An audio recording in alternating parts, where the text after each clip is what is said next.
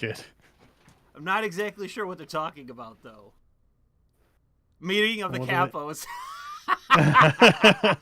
I called this sit down with the Don. Yeah, Because like I said, we're getting you a fucking Escalade, dude. We are. I don't give a fuck. It's happening. I don't care. Like Practically I said, how he framed it. I'm gonna straight up call some dealerships. Do you have dealerships over there? Like yeah, but not for Cadillacs. Yeah. There will be some around. Well, I'll find one in your area, and you're getting one. I don't give a fuck. I'm gonna start that campaign rather than sign a petition to investigate whatever kitty fiddling for the millionth time. Starting a petition to get you a fucking Escalade. And I don't care what. Glad to see you doing the hard work, really. Yes. These are the important things. Yeah. You laugh, but no, I'm serious. I'm deadly fucking serious. I take it. This is critical. Okay, I think we're live. Okay, thank God. Okay, hello everybody. I'd like to welcome my guest Sargon of Akkad. How I know you just came back from what was it, Greece? No. Cornwall. So I thought you went over to Greece. No. My parents live down in Cornwall, so I took the kids down there to visit them for a week. Oh, I thought when you said you're going on vacation, you're going on vacation overseas. Well, that's the vacation. Oh, okay. Well, that's nice. How did that go? Was that good? Yeah, really good. Parents had a great time with my kids. I got to work as always, but that's fine. Oh, you didn't have everybody wearing a mask and face shield and put them in like no. Plastic bubble. No, roughly half the people were wearing masks, but no, I'm probably overestimating it there, to be honest. Yeah, it's pretty weird in my area in that way. It seems to have gotten worse in my area. It seems that the virus or the mask wearing? The mask wearing, even though our death rate has fallen dramatically because we're no longer sending biological time bombs into nursing homes. Yeah, didn't Cuomo actually put COVID patients in nursing homes? Yeah, and it seems like, and I say this in a commentary I've yet to finish editing, that it seems like if you are a Democrat, like the Democrats just don't care. Like they legit about like what Cuomo did, they don't care. That's wild. I saw this online, I saw this on TV, I talked to a couple people about this, and this has just been one of the things. I've been having some serious friction with my parents, and I was just at dinner one day and they brought up politics, and I've been trying not to because we've just been butting heads so much. And my father goes, well, Cuomo's been doing a good job. And I go, are you fucking insane? Not for your age demographic, like, Dad. Our state has the worst death count by far. And it's because of Cuomo's mismanagement. And he didn't say anything. I'm like, Jesus fucking Christ. But he probably got that from CNN or something, right? He and my mother watch NBC News every night. And that is the filter in which they understand the world. Yeah. And they don't have the faintest fucking idea what's going on outside of that. And it's been really, really leading to a lot of friction recently. So I've been having to put some distance between us just because, like, it's just been getting kind of crazy with them and our disagreements. And it's not helping our relationship, and it's not helping my mood either. So I can't really tell you. I don't know if this guy killing thousands of people is going to do anything in terms of his re-election chances at all. Well, I don't think it'll affect them, to be honest, because like you say, the Democrats don't seem to care, and the media is totally no. The media is going to carry their water, but the thing is that they still reported on it, but it doesn't seem to have done anything to him. And the right wing types have looked into it, and there's a good chance that the reason why he was doing that was for giving his friends money so that they can kick it back to him in the typical fucking fiefdom style of. Didn't Tim Pool just put a video up about de Blasio doing basically the same thing, trying to get people out of New York to buy up properties on the cheap? It's just part of New York politics. Like every New York Democrat politician, no matter how much they pretend to be otherwise, they are just the biggest piece of shit grifter. They're doing everything beneath the surface, getting their friends and all the people different contracts, different subsidies, this and that, because they know that on the back end they're going to get their taste of that taxpayer dollar. Whether it's just straight up getting money, like they're giving like a fucking envelope of cash, like straight up Soprano style, or they're getting money funneled to their campaign. Yeah. The state is so fucking stupid. And but it's more than that as well. Remember, because what they're doing is kind of buying into a network. So they'll give $5,000 or $10,000 speeches at dinners and stuff like this. So it's huge, the amount that they'll tap into. Yes, and it's also, you're tapping into the basically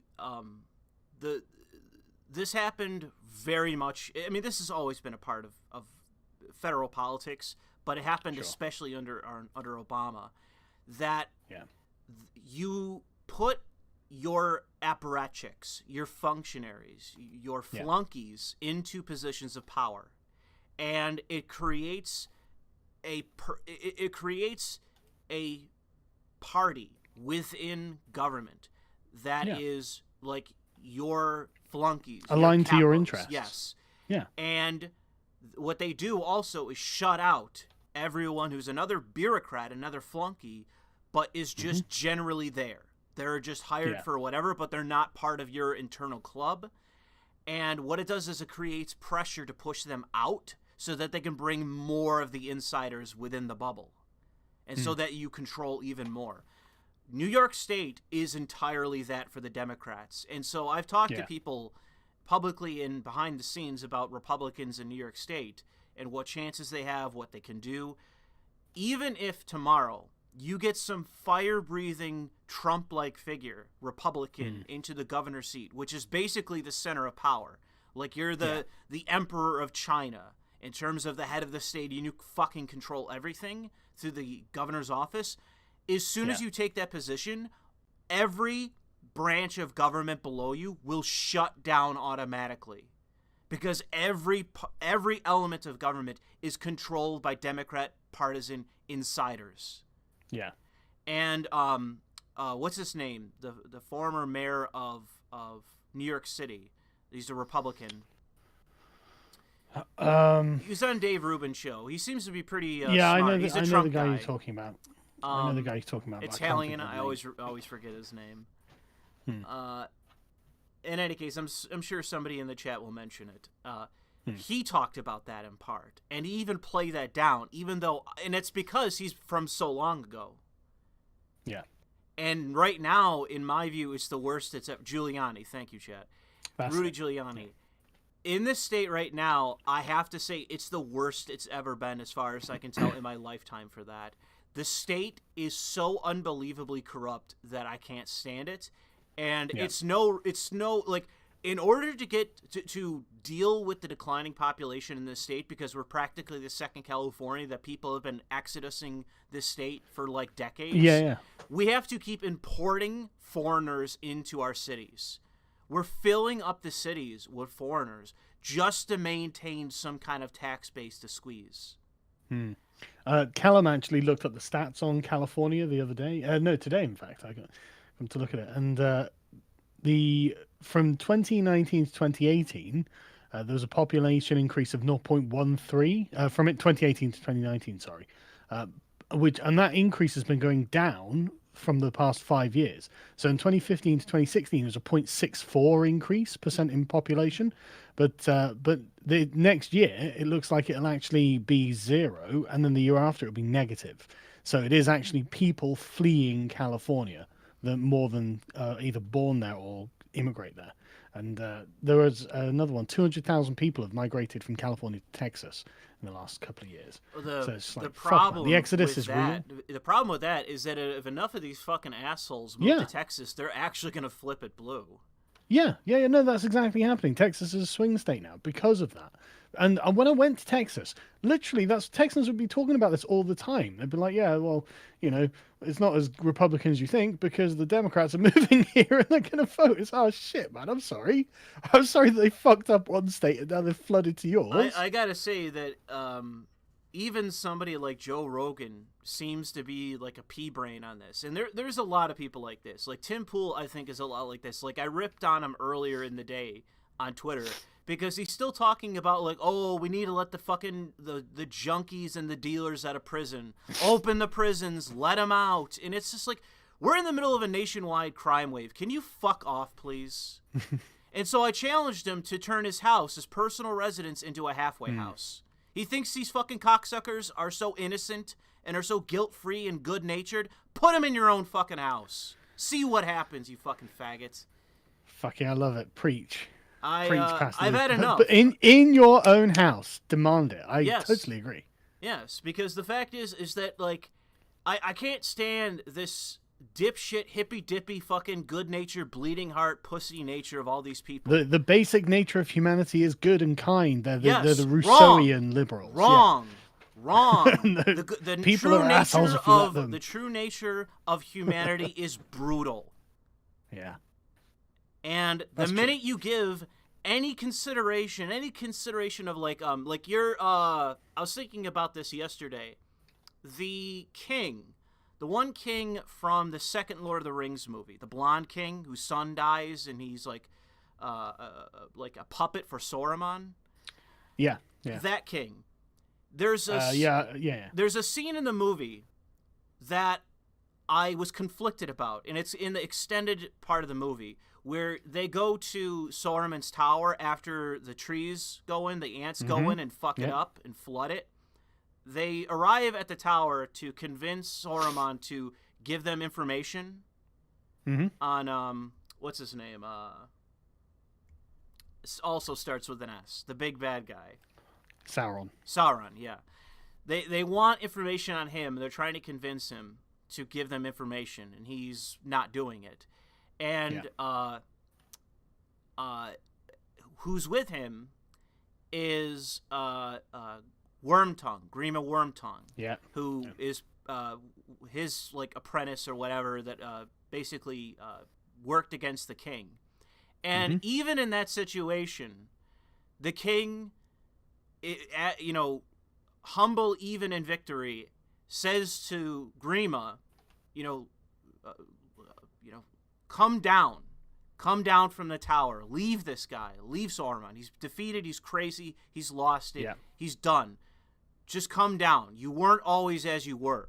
And he shows him mercy.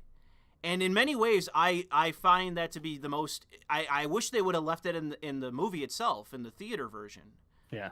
Rather than the extended, because that to me it shows you that this is a good man. That even with this piece of shit, he was wrathful as soon as he came back to being himself. He was no longer a puppet. He threw him out of this hall and threatened to murder him, but had to be restrained.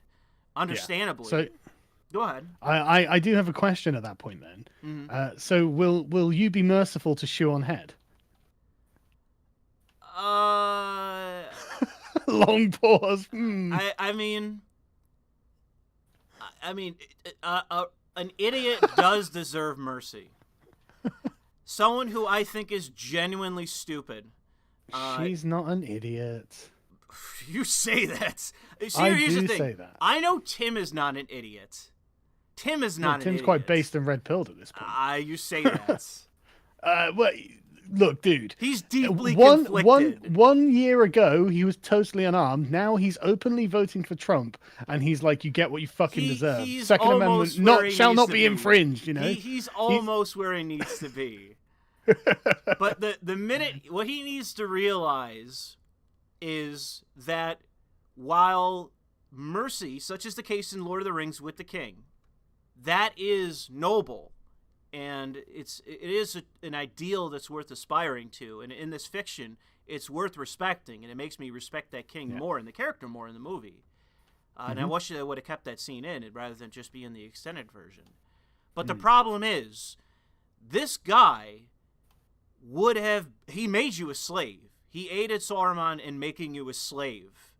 And in his because of his actions, got your son killed. Yeah. The fact is that the what you should do in that situation, the right thing to do in that situation, would be to kill Wormtongue. That is the politically savvy thing to do in that situation. That would certainly end the worm-tongue menace, Because but so like you say, long the as nobility of the king is based on his capacity for forgiveness. yes, and So, what I appreciate is that he shows it, but in victory. He shows it in yes, yeah. victory. Well, But you the can't fact show it in defeat. is that the true nature of politics, however, Machiavelli would say that you should kill him because him being Yeah, alive probably. is a threat to you. Yes. So long as he is alive, he remains a threat to you. And what's his true. name? Orlando Bloom, the character that's the elf in that film. Legolas, yeah. Legolas, yeah. He takes care of that problem though. Well, yeah. But it's only after Grimace stabs Saruman. Yeah. Yeah, it was a good scene. Yeah. I've watched those 3 movies recently, and I watched the extended. I watched the extended version of them, and I think people complain about the length. I think it's great. Yeah, I actually never had a problem with the length of it, to be honest. I never thought I'd be okay with like really long trilogies and series.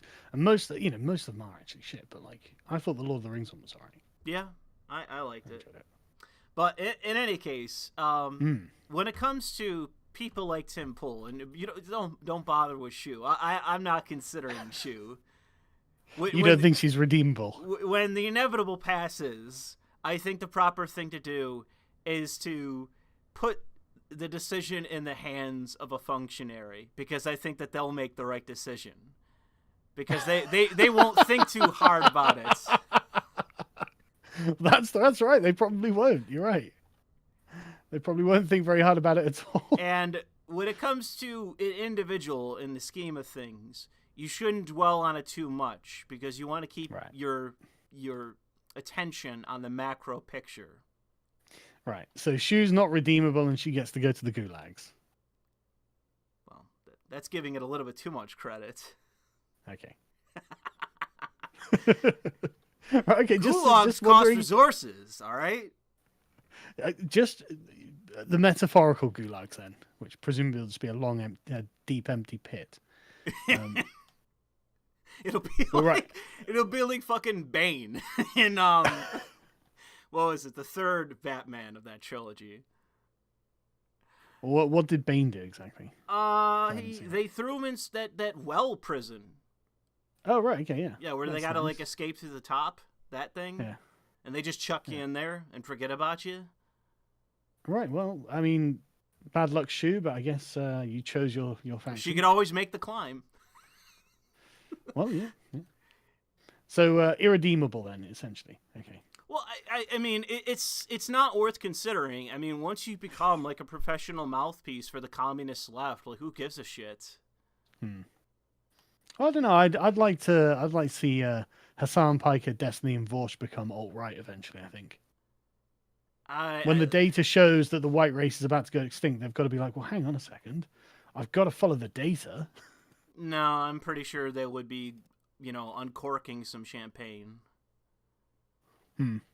Because I'm pretty. I mean, well, it depends if it's that or gulags. Then maybe they'll in these people's minds, I mean, I honestly have to say that when it comes to like what the alt-right were saying years ago about like the end goal is white genocide, when you cut through a lot of the noise of what the rhetoric is, that appears to be the goal. Like, the problem is living in a white majority nation. Like, that is white supremacy.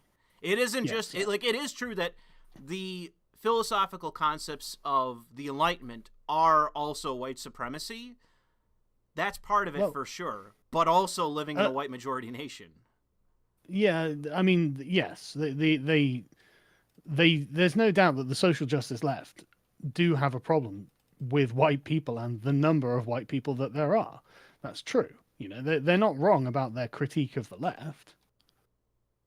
But then it's very easy to critique the left because the left's so fucking open about it. Yes. They're like, kill all white people, kill all men. It's like, okay. And the question is it's pretty hard, and I would say this with the alt-right, is if your solution is just a slight alteration of what they want, then I don't really see it as something plausible, considering it's just revolutionary. Yeah. So I think that having a firm sense of liberalism would probably be the right solution. It just Yeah, watching the requires... Feds stomping communists in Portland. Was Yeah, great. I mean, they like the problem is that Tim Pool and one other person reported that there's been like over 10,000 arrests. It's like, well, No, it's not that many. The issue is, and yeah, I don't believe the number either, but the issue is, it's catch and release. They're very clearly letting them go over and over again. Yeah. So And they've got bailout funds and all that sort of stuff as well. Well, it's pretty easy. You put me as the judge, then every case is remanded, and we're shipping you to another state. That way, it slows everything. Guantanamo Bay. You're a fucking terrorist. You go to Guantanamo yes. Bay. I mean, if we're getting to the brass tacks Come on, of what these Pastor people Louis. are, Let's then fucking these worm tongues. What would you do with worm tongue? If I believe it was Stick, Sex, and Hammer from a video from today or yesterday, and it was also you as well, I think, earlier today, that yes, these people are genuine terrorists. They actually are terrorists. So do they meet the definition? Yes. Could they qualify for Gitmo? Yeah. But great. There's the optics of it, and I would say that smart politics is... Just imagine what the Islamists are going to do to them in Gitmo. Well, there's only so many left. But you take them, you remand them so they can't get any bail, and you ship them to another state. That way it slows everything down. And that's one of the parts of government that you can take advantage of is bureaucracy and the time it takes. You know this with a lawsuit. Yeah. There's a smart way about doing this. You put them in prison or jail, whatever, but you slow everything down. That way they're there for a long period of time, and maybe they settle down a little bit. Yeah. And when they're in their 40s and they finally get their charges, oh, fuck's sake. Well, I mean, I don't know. It seems like based on what you've seen, what I've seen through Styx and other people, and Tim especially, it appears to be that it isn't just, the millennials. It appears to be quite a bunch of people that have become radicalized. Yeah. And the question is, and I have to say, to all of us, and a lot of the people that are much stronger than you and I, certain people are locked and loaded and ready to go. But I'd rather that our elected officials intervene at some point and not deal with the symptoms, but deal with the sources of these issues, and do so in a fashion that is brutal.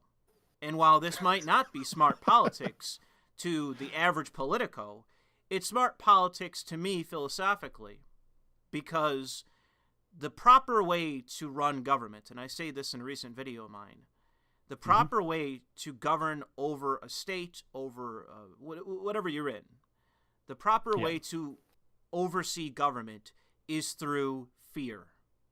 You have to make, and I'm serious about this, you have to make the apparatchiks of the state, you have to make them afraid of you. Not just in the sense of, I might lose my job or blah, blah, blah, but genuinely afraid. And this is my solution. I said this to somebody in DM the other day, but I've said it before. When it comes to crimes of a political nature and of public nature, meaning you work for the state, you work in payroll, you're a treasurer, you're this, you're that. Yeah. So when it comes to embezzlement, misuse of funds, insider trading, all these things that you can utilize the state for, mandatory minimum 15-year sentence regardless of the charge.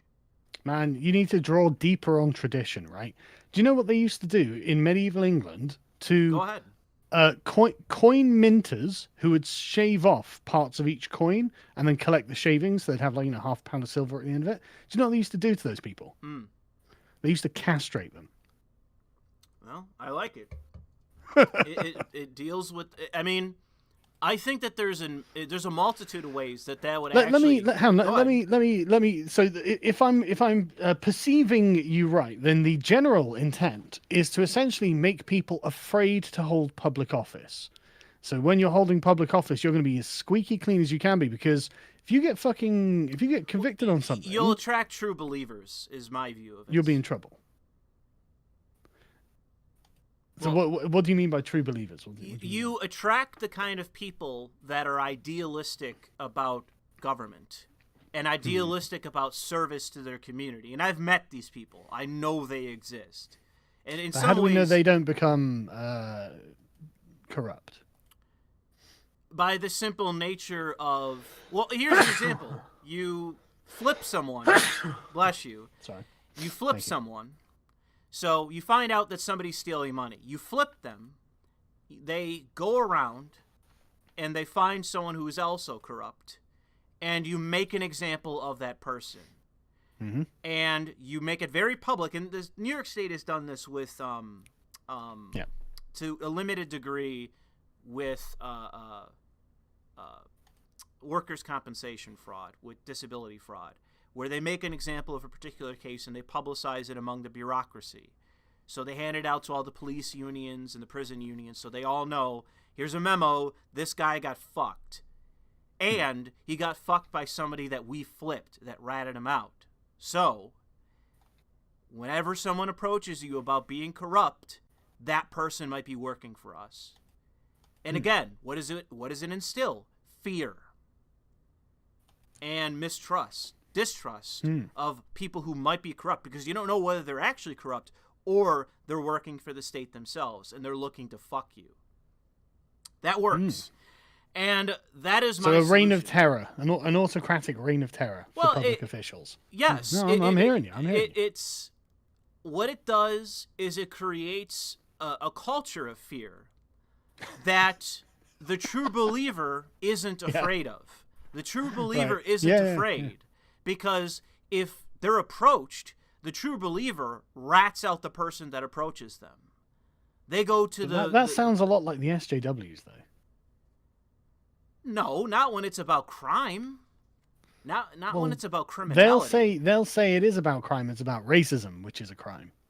No, it's not the same.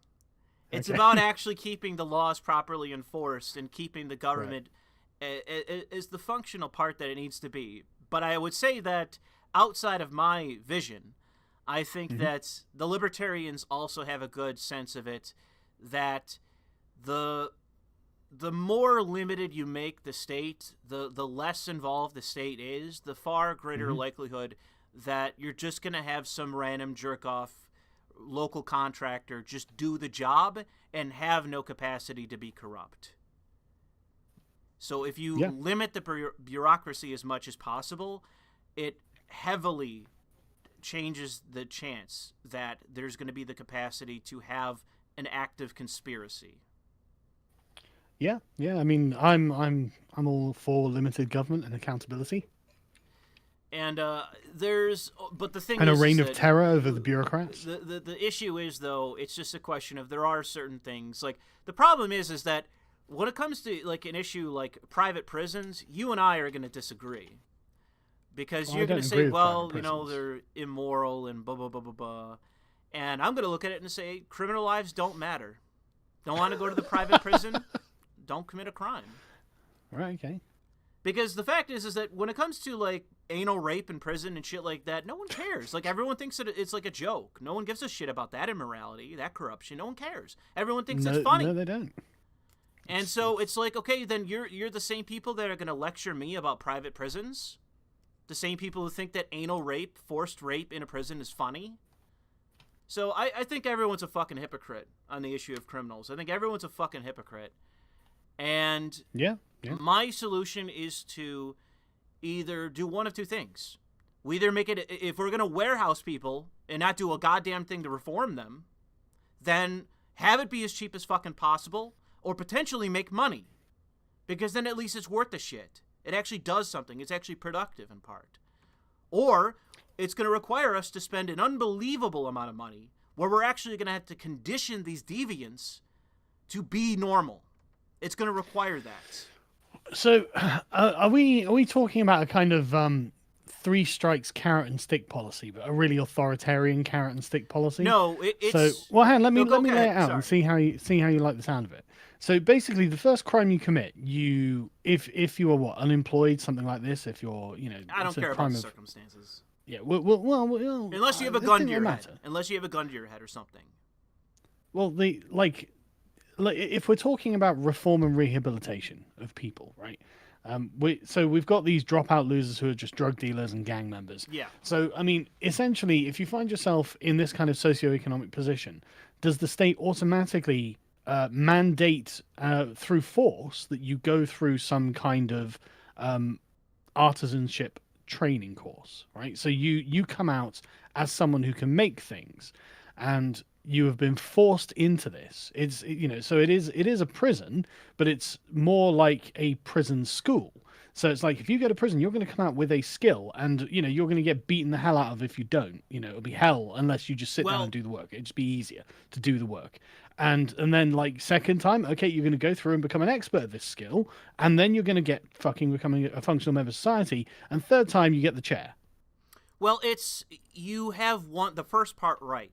It's basically you are going to create a board of basically it's going to be a change in the sentencing system. So conviction stays the same outside of maybe we make it more fair. It's going to require a lot more money.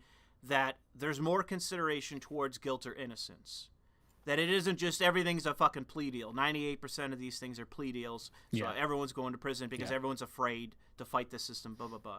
There could be actual reform there that I would genuinely support because the plea deal system, while effective in certain ways, is also kind of brutal and unfair because you're not getting a fair shake. But the next part is going to be a difference in sentencing. So sentencing is going to be determined by not only the crime, but also the chance at recidivism. What did you do? What are the chances that you're going to do something a second time? Or is this your third time back? Something like that, you know what I mean? Okay, so the sentencing determines what kind of prison you go to. The first kind of prison is the exact kind of prison you just cited, where it's more of a work program where we're going to get you educated. We're going to get you a job, a skill, ultimately, not a job, a skill. Yeah, skill. You can determine, you can learn some kind of trade. You can do whatever. There's the means by which to get work and genuinely come out of prison, start over, and create a life. Yeah. Because that's what we want these people ultimately to be able to do. Yes, that is the ideal in my view of what prison should be. It is you go in, you fucked up, but you're going to come out 10 times stronger and prepared to be a normal person that turned your life around, and you're basically going on the news saying, I did these things, I'm sorry, but I came out and now I got a family, I got a job, a career, maybe I started my own business. It's a perfect ideal of what it's supposed to be that we all want. That's the ideal. But I think inculcating them with these new skills, which essentially will be a form of indoctrination. Yes. It's going to have to be quite heavy-handed and be like, no, this is you from now on. You aren't what you were before you came into prison. You are going to come out as an artisan, a craftsman, something that you can take pride in. That's prison A. Prison B is going to be the prison that you go to, and there might be two versions of this. Well, if after you've been through the first one, you've had this training beaten into you. Not necessarily. It depends on the psychological evaluation that's done on you. What are the chances? What's the probability that you're going to be a recidivist? What are the chances? And if there's a decent chance, you go to prison B, one or the other. B. There's a part of me that feels that everyone should have the chance to at least be, given the benefit of the doubt initially. You could determine quite a bit based on data and based on profiling, and this is going to require profiling. So, too bad. Why is it going to require profiling exactly? Because we have to determine which prison you're going to, because there's more than just one. It's more than just a trade school. Yeah, but the thing is, I would have this honestly to be quite egalitarian, because then it's no. Listen. No, it gives you a kind of plausible deniability for anything, right? So if you just say, listen, every single person, male or female, every adult citizen who commits a crime will be forced to take up a manual trade. And then if you commit a second crime, you'll be forced to take up a worse manual trade. There and will then be third no time you get second killed. crime. There will be no second crime. You're Well, I looking think at this in the exact I think the wrong number way. of second crimes would definitely drop off a lot after that. Okay, Tim. Let's get back to what is required rather than what is our hippy-drippy ideal, bleeding heart. Well, let's just rape them. As you say, generally let's let another woman be raped. Let's let another kid be raped. Let's let another adult be murdered and robbed. No. Okay, but then we're getting into the realms of how can we have a crime-free society, and I don't think that's possible. I'm not saying crime-free, but I am saying pretty close to it. Aren't you? I am saying less crime.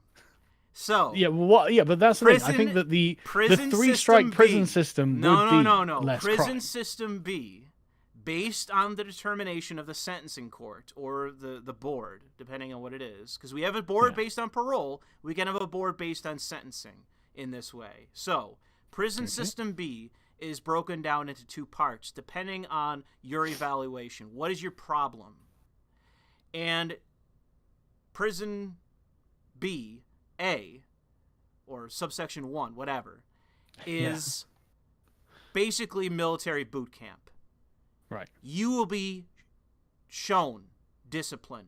You will be conditioned into being disciplined. If that is what is required for you. But if that just doesn't make it work, required for everyone. Everyone can do it. Fuck it. But if that doesn't work and that's not your problem, you go to B2, which is a mental hospital, because that is what you require. You need psychological help. And I mean this. Like, there are people that are like, you see this all the time with suicide by cop. A lot of these people genuinely, they do deserve punishment, but they need psychological help. They need it. And so if you are determined, like you try to commit suicide by cop, something like that, you're going to a mental hospital to get treatment. And based on their determination, it just, whatever the outcome is based on that, like how long you need to stay, when they think you're well, what we do after that is another conversation. But I think that's there, and that's the bleeding heart part of me, which says that there are criminals that genuinely need mental help, and that's where they need to go. But the fact is, some just need to get their asses kicked and learn some fucking discipline, have a father figure in their life, and realize that there should be limits on their behavior, and have the drill sergeant prison guard be their father figure. And I think that for a lot of men, not all, but a lot of men require that kind of discipline, and they will be energized by it. Because I've talked to veterans. I've talked to veterans who went into the military, who were listless and this or that, and they changed their lives by going into the military.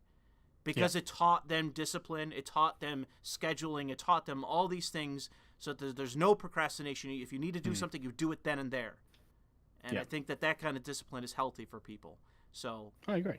I certainly think it's healthy for young men. That is B. Those are the two sections of B, is mental hospital and military, not military training, but a military boot camp style prison. And depending on the outcome of that, a military boot camp style education system. Well, depending on the outcome of B, then you go to A.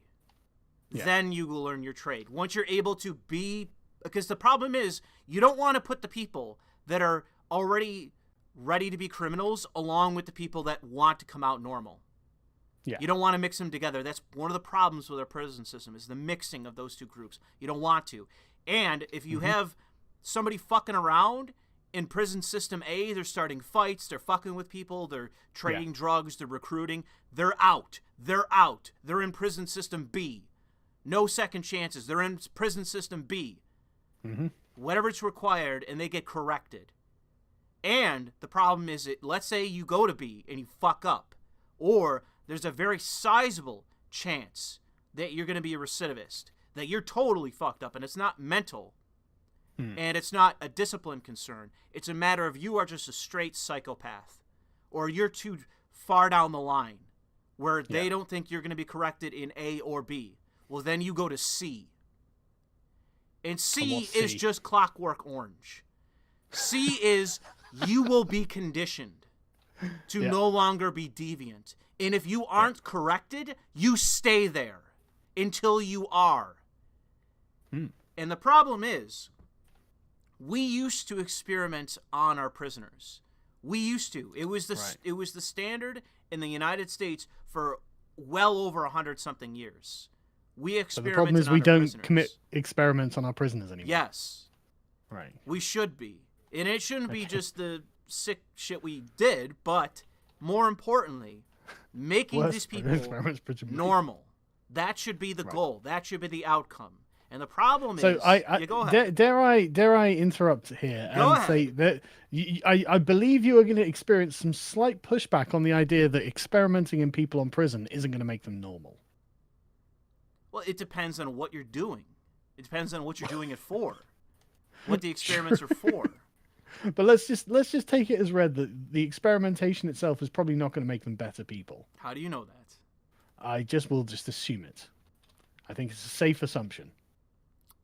You say that, but I think you're assuming quite a bit. I think that... Yeah, but for the sake of this argument, let's just assume that... Are you saying that mental conditioning isn't possible?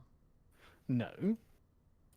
I'm saying that I don't think we should just experiment willy-nilly on prisoners. You are trying to find a means by which to deflect something that you are uncomfortable with, but could actually result in a better society with less criminality and less recidivism. Yes.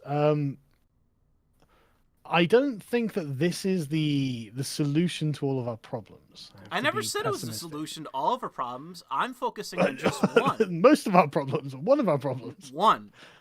I do agree that there should... I mean, being more sensible, I would say that we definitely shouldn't just have people just sat in jail cells all day. I don't think that's very useful. I don't think, at the very least, it's fucking unproductive, right? And so if we want our prison system to have some sort of reformatory quality to it, then okay, well let's get them literally forced to get degrees or something. I don't fucking know. It doesn't change the mind necessarily. Well, no, I think it does though, right? Because I do think that a big part of the problem is that these people have got absolutely no investment in society because they've got no useful skills. Like, they can't sell their labor in any way, shape, or form because you're not going to fucking trust Tyrone to do anything, because he's got no skills. He can't do shit. And so, like, these kids who end up getting into drug gangs and doing all of this crime, they have to be given like a path out of this position, right? You're viewing it from the position that if we just had a jobs program for criminals, that they wouldn't be criminals. No. If some I'm jogger gets a fucking degree, that is going to make the difference. And I fundamentally I don't think degree. I shouldn't have said degree. That's the wrong word. No, I know, but I'm saying specifically, regardless of whether it's a college degree or whether it's even learning a trade, I think you are fundamentally misunderstanding the nature of criminality, and that you are giving these people the benefit of the doubt when you absolutely shouldn't. Because it's just like if you watch The Sopranos, Tony B goes to prison, he becomes a masseuse. He leaves prison, right. What happens? He goes back to being a gangster. Yes. And I'm not saying that won't happen, but what I'm saying is what we need to look at is like just the aggregate figure, really. How can we get X down? And I think that one way of getting X down is by making sure that the people who go to jail, who would be open to self-improvement, have essentially that as no other choice. I think that would actually really change the numbers. I don't know. I just think that you're all carrot and no stick.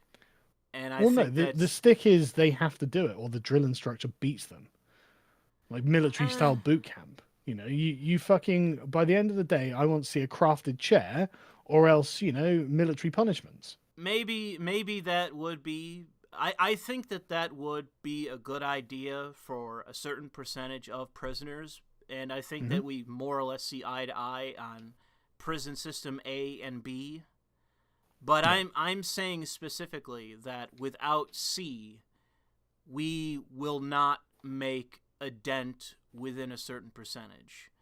That C is the fact that's looming in the background. It's the elephant in the room that people don't want to accept because they don't feel comfortable about it.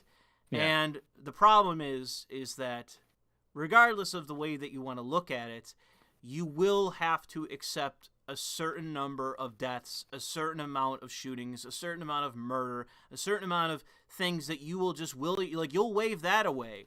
But when it comes to actually properly dealing with these criminal minds, these deviants, you're for whatever reason you're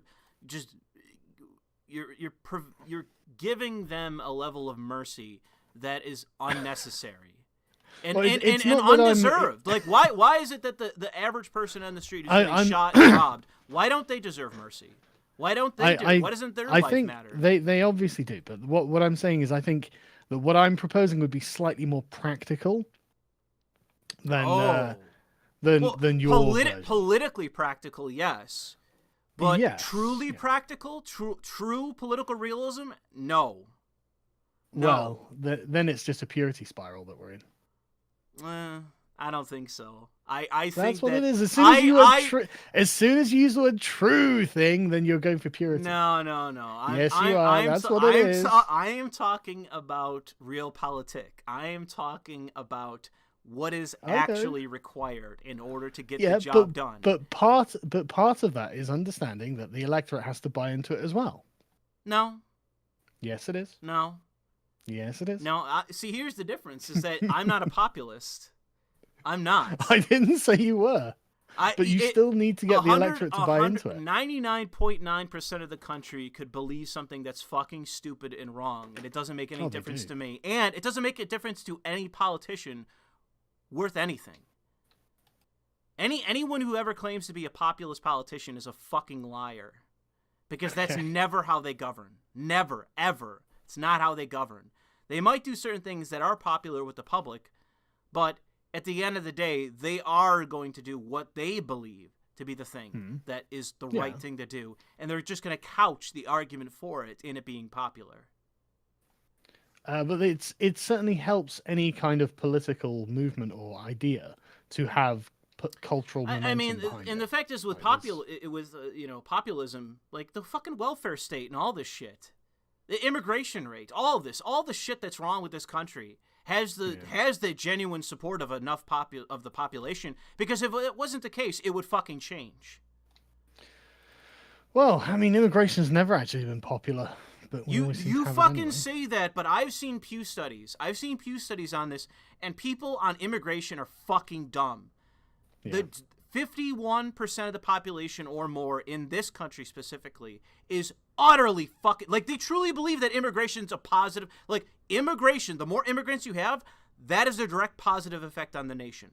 Over half the country believes that. Well, I mean, over half the country have been conditioned to believe in the holy GDP. I don't give a shit. Do you think that's right or wrong? Do you think they're fucking right, that over 50% of the country that believes it? Or do you think they're fucking dumb and indoctrinated? I do think that they got their information from the same place your parents got their information. Yes. And so the fact is that the question isn't whether it's popular or not. The question is whether it's right or not. Because let's say 51% of the population agrees with shredding the First Amendment. Should we do it? Or should we tell 51% of the population that they're un-American? Because they are. We should, yeah. It's a question of what's right. And the problem is that the problem with the right is that no one anymore is actually making the moral case for why America should be a certain way. Like, everyone's like, oh, live and let live. Just do, like, go fuck a kid. Just make sure it's behind in your own fucking bedroom. Don't let me know about it, and that's fucking fine. That's the problem with the right.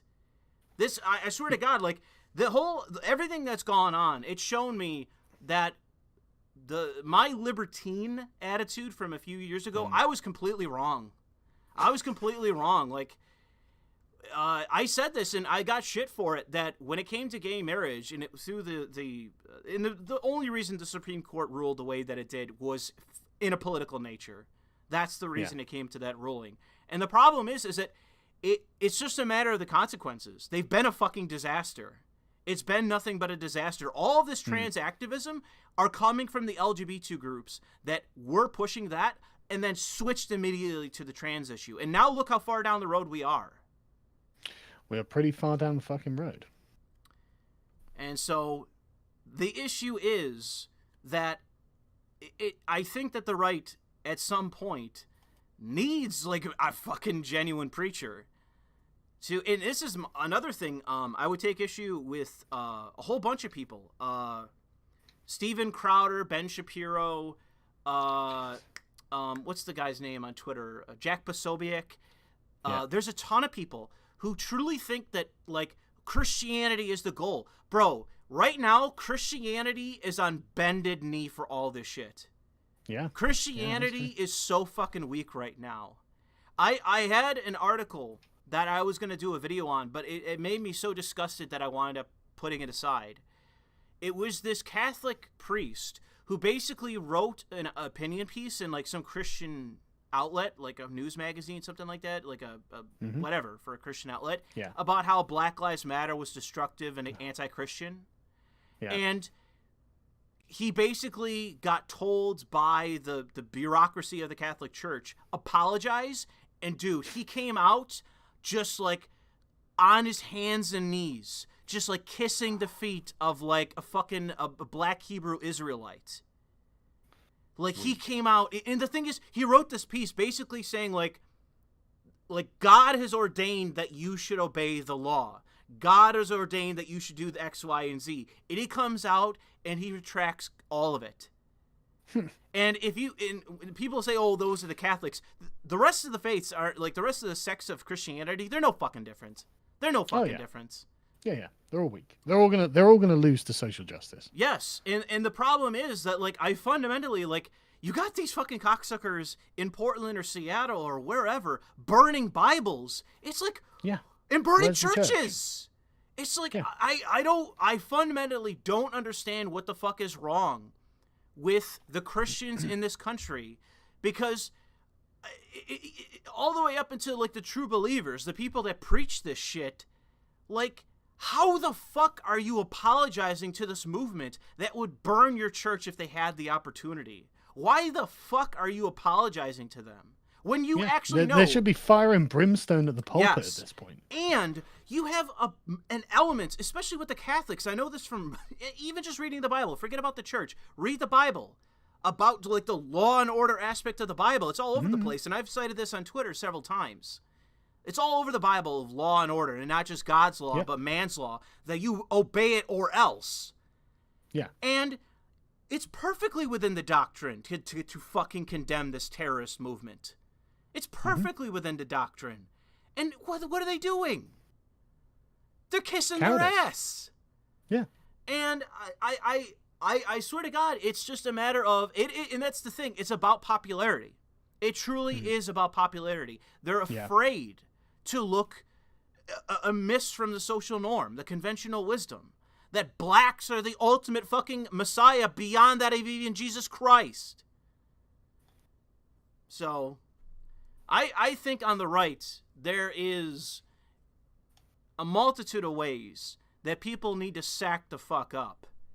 Yep. And any priest that, or any preacher, any pastor, anybody who's out there apologizing for a domestic terrorist group and who sees George Floyd, this junkie piece of shit who killed himself with a drug overdose, if they see Which does appear to be the case, yes, doesn't it? Fuck's sake.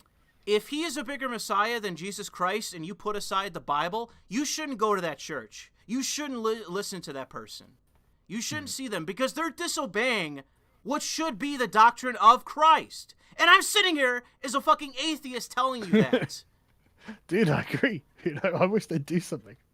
I don't understand what has happened to the Christians in this country when, like, I see the right. And, dude, that's what I mean about people being locked and loaded. And I'm not saying I agree with that.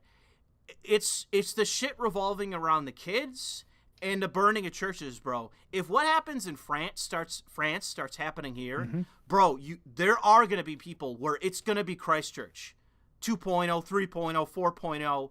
Like, they are gonna push people over the fucking edge. I know it's gonna fucking happen. Fuck. And I don't want us to reach that point, so it's gonna require a fucking preacher, a priest, a politician, fucking anybody to stand up to these people. Yep. And it seems like everybody and their grandmother, outside of we commentators, us professional talkers, you know, everyone's running for the bunker. And they're keeping their head down. And I don't know whether it's because, like, I want to give them the ultimate cynical political doubt that it's because it's an election year. That's the reason why they're not fire and fury right now. But isn't this something the public's gonna be like, yes, we agree with you? The base, you know?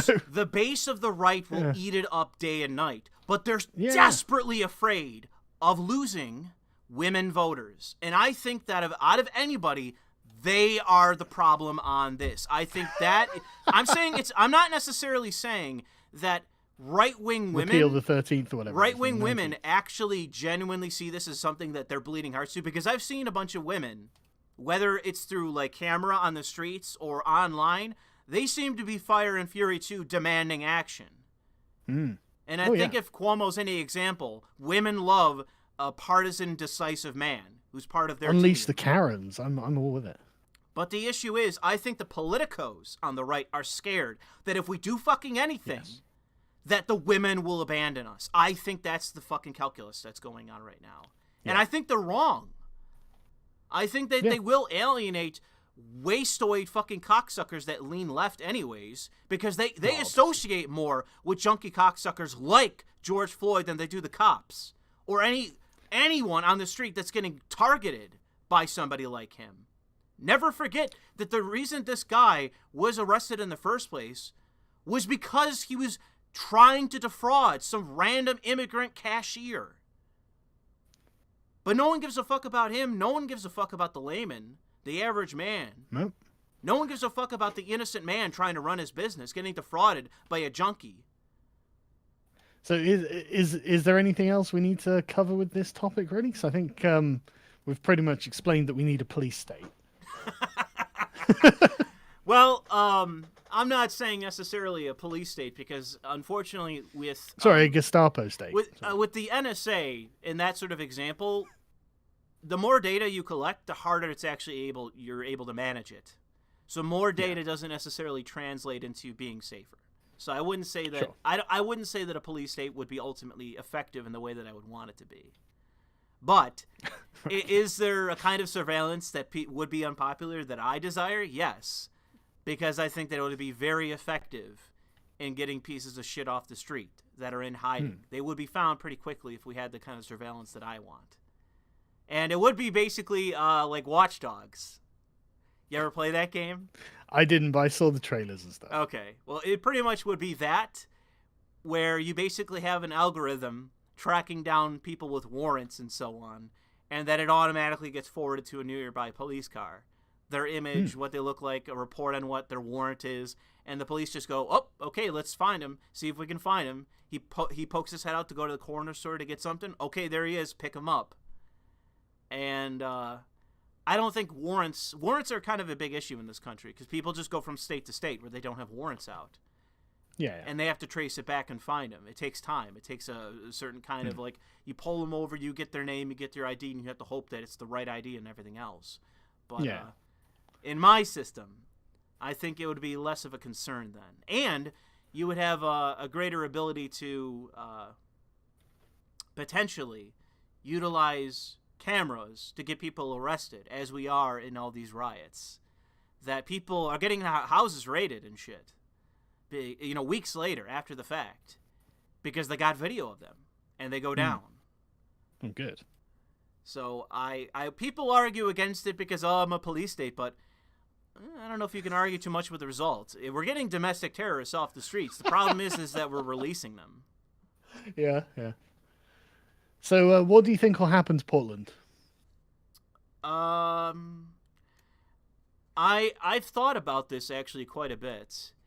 And I guess if Trump's pulling out now, and it appears to be the case, I I think that if they keep going to the suburbs, which they've started to do, I think you are pretty much going to see what I've been talking about and what I've been saying is going to happen. And you're going to have, like, basically Taxi Driver, where somebody he's already kind of askew mentally, basically gets fucked with. And, or Falling Down.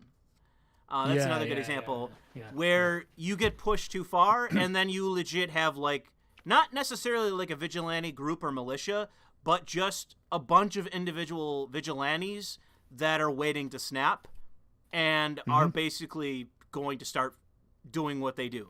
I'm not going to say. But you can imagine a group of of these terrorists show up at their doorstep to vandalize their house and fuck with them. And they're going to come out strapped, and then you can draw your own conclusions of that. And like I say, it's not what I want to happen, but it's what I think is going to happen if they roll into the suburbs. Inevitable. Holy shit. Or... like, every man's going to be standing at his door with a fucking gun. Or you're going to have what happened in Philadelphia, where the working men are just going to... and I think this would be a better option, to be sure. They roll up. They don't need guns. They don't need any kind of... they might have weapons, but they don't need guns. And they're going to physically intimidate these people out of their area, and they're just not going to come back. Because I think that they're afraid that if they come back, these people are going to basically... It's basically what happened with the Proud Boys, except for in this case, they don't think the state is going to intervene on their behalf, which happened in New York City. The state came down on the side of Antifa and just persecuted, in prosecution, the Proud Boys and gave them total bullshit inflated charges, and they went to prison. Yeah. So, New York City, you can be an Antifa terrorist and murder all the right-wingers you want. But elsewhere, you have to take your chance.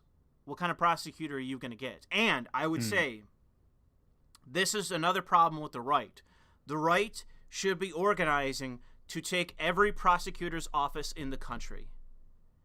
You put in some fucking redneck just from some rural part of the state, even in my area. You go to the northern tier of even I'm in the north.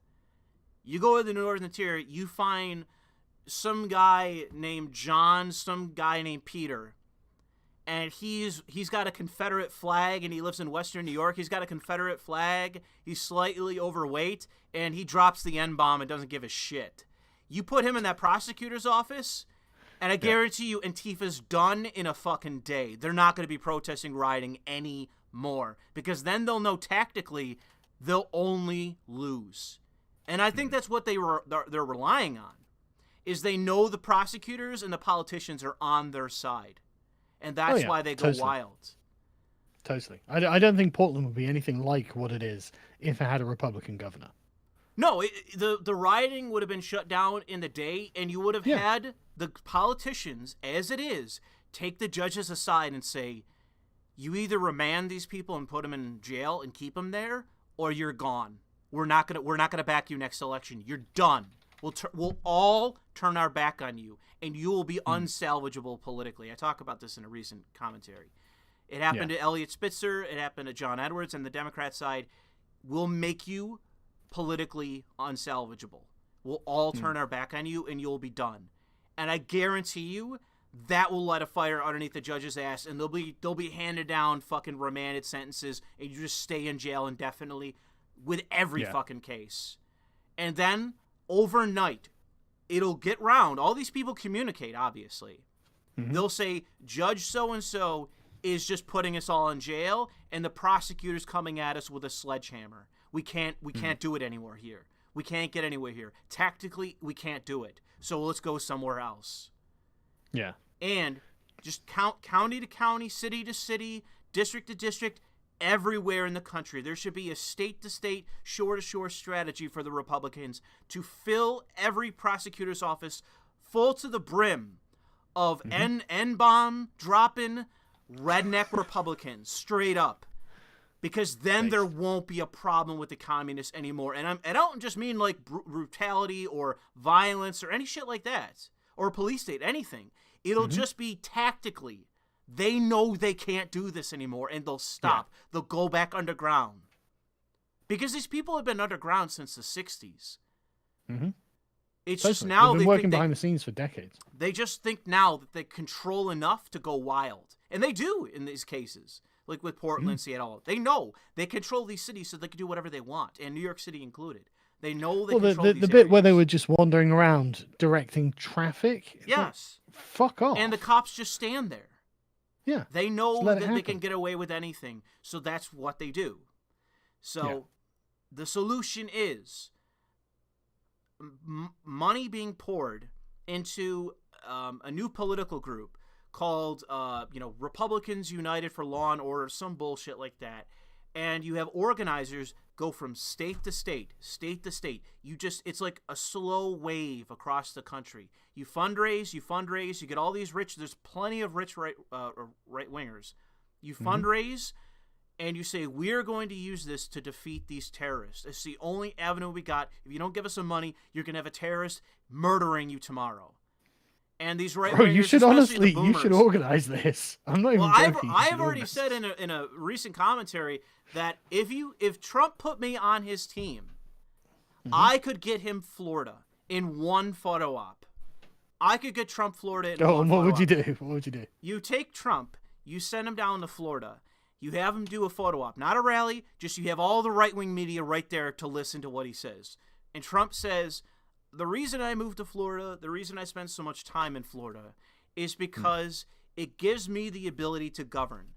I would be a broken man with the weight on my shoulders of this job. But because I spend my time in Florida and I meet these lovely people and I can relax here, I am able to do this job at my best.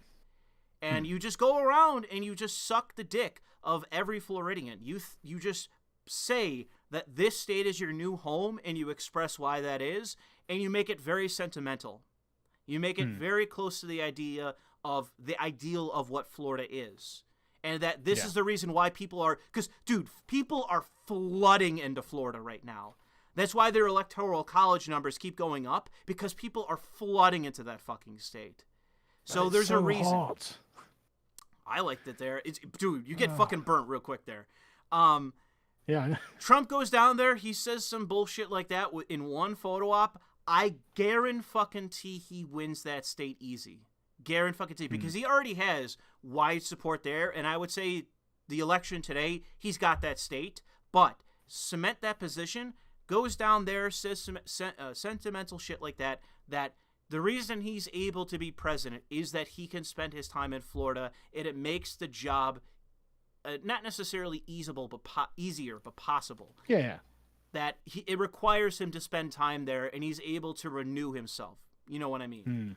Yeah, no, totally. I think that would touch the hearts of enough independents and people that already lean kind of right, and I guarantee that's enough to keep that state in the bag for him. And especially, I talked about this in a commentary I'm working on it, I'm hoping to upload soon, that with the VP picks, with Biden, there's this one bitch from California, Reno, or whatever the fuck her name is. She is like this Cuba cultist. Like, she's an apologist for Castro. Really? Yes. And if he nominates her, I guarantee, to the degree that I will put every cent I own, Trump takes that state handily. Because the Democrat Hispanics in that state will stay the fuck home. What, in Florida? You talking Yes. I guarantee a victory if he picks her in that state. And that's a key state that he needs to win. And the other ones, did you see that Susan Rice is now like the dark horse candidate? Remind me who she is? She was the security something or other for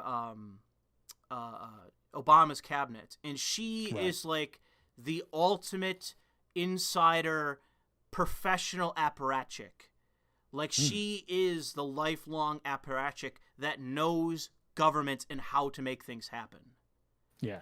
And I talk about this in this commentary, that if he nominates her, it will help him in certain ways that these other people won't, because it'll bring the media and the powers that be of the state far more in line with Biden, because they'll be very, very comfortable with her. And Whitmer's another one that's under consideration, and that's probably the safest bet for him. But the problem is saying Kamala Harris is being overlooked here. She'll be a mistake. She'll be a mistake totally.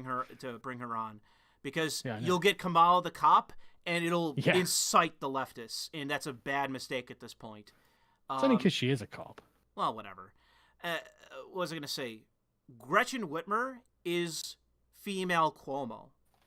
And what you have to understand is that she is the Duchess of her duchy. Michigan is her duchy.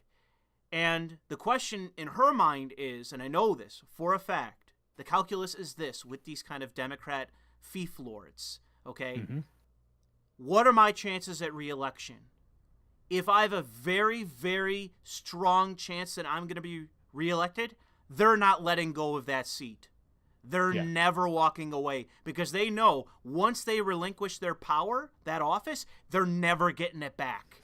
Yeah. And that's with Cuomo. That's why he didn't run for president this time. He obviously wanted to run for president, and he's probably looking towards 2024. But he knows once he lets go of that seat, he's never coming back.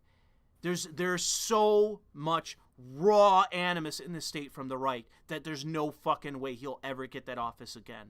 But why doesn't he just get voted out then? Because unfortunately, the Democrats, they are comfortable with him. He's obviously corrupt and dictatorial. They don't care. Like, Democrats today, Donald Trump with his executive order, he's ruling by executive order. What the fuck has Cuomo done? He hasn't passed any of these laws. It's all been through his office. Everything that's happened in the state, it's been on a whim that he decides what the policy is. And not only is it not questioned, it's actively supported by the media and by the party and by every Democrat in the state.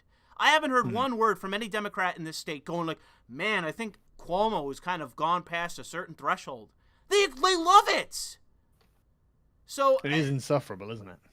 I can't stand the left when it comes to Trump with the issue of executive orders, because fucking Obama was unbelievable in this way, to where his executive orders, Trump can't get rid of them, any of them. He's going to court over all of these things, and he's losing all these fucking cases like a faggot.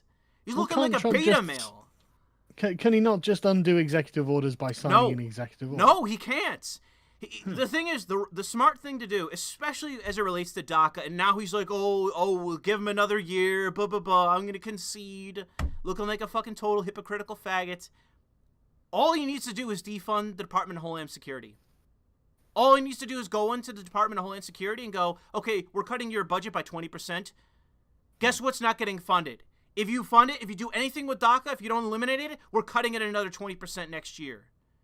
And if the budget comes on my desk where it's funded or some shit like that, I'm not signing it. Let's let the whole country fall the fuck apart. I don't care. You have to actually be decisive. You actually have to stand up to the permanent state and take on this awful Congress. It's one of the worst Republican Congresses. I know they're in minority in the House. I don't give a fucking shit. The Senate is worse than useless.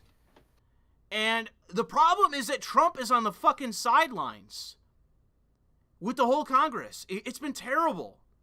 What do you think he should be doing? Calling people out. Working in front of the cameras and behind the scenes to unseat anyone that stands in his way. Anyone. Anyone that makes it clear, like that Justin Amash who just got taken out because he's done. He resigned from the GOP, became some fucking retard apologist for the left. Anyone like that, anyone, including fucking Mitt Romney, should be crucified. Because the fact is, and this is the fact of the matter, George Will, Max Boot, David French, all the arch neocons who have resigned, have quit, are bad-mouthing Trump, are endorsing Biden. They're all endorsing Biden.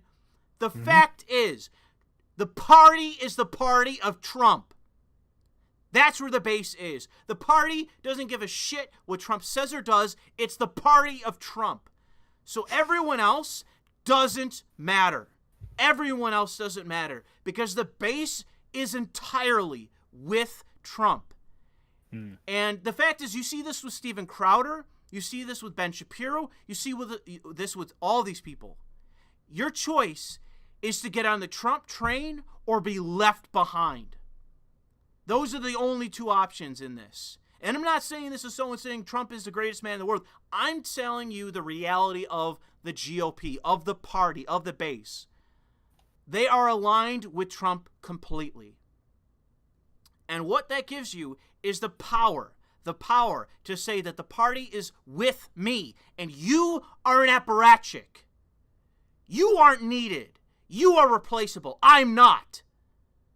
And use that power to expose these people, as Tucker Carlson has been doing. Tucker Carlson is the one exposing these people. Trump is sitting there like a fucking puppet. Just sitting there mouthing off Law and Order on Twitter and all this bullshit. Yeah. While these people are running roughshod across him.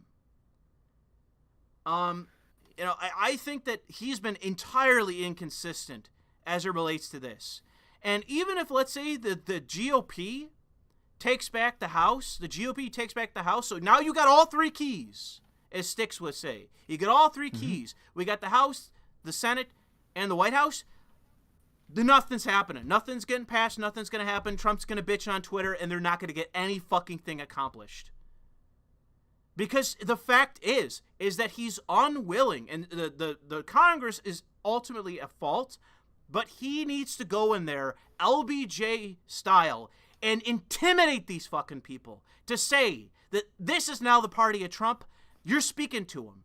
And if you do anything to inhibit me, you're fucking dead. You're dead politically. You're gone. You're ostracized. You're alone. You're isolated. You're politically unsalvageable. He has the power to do that.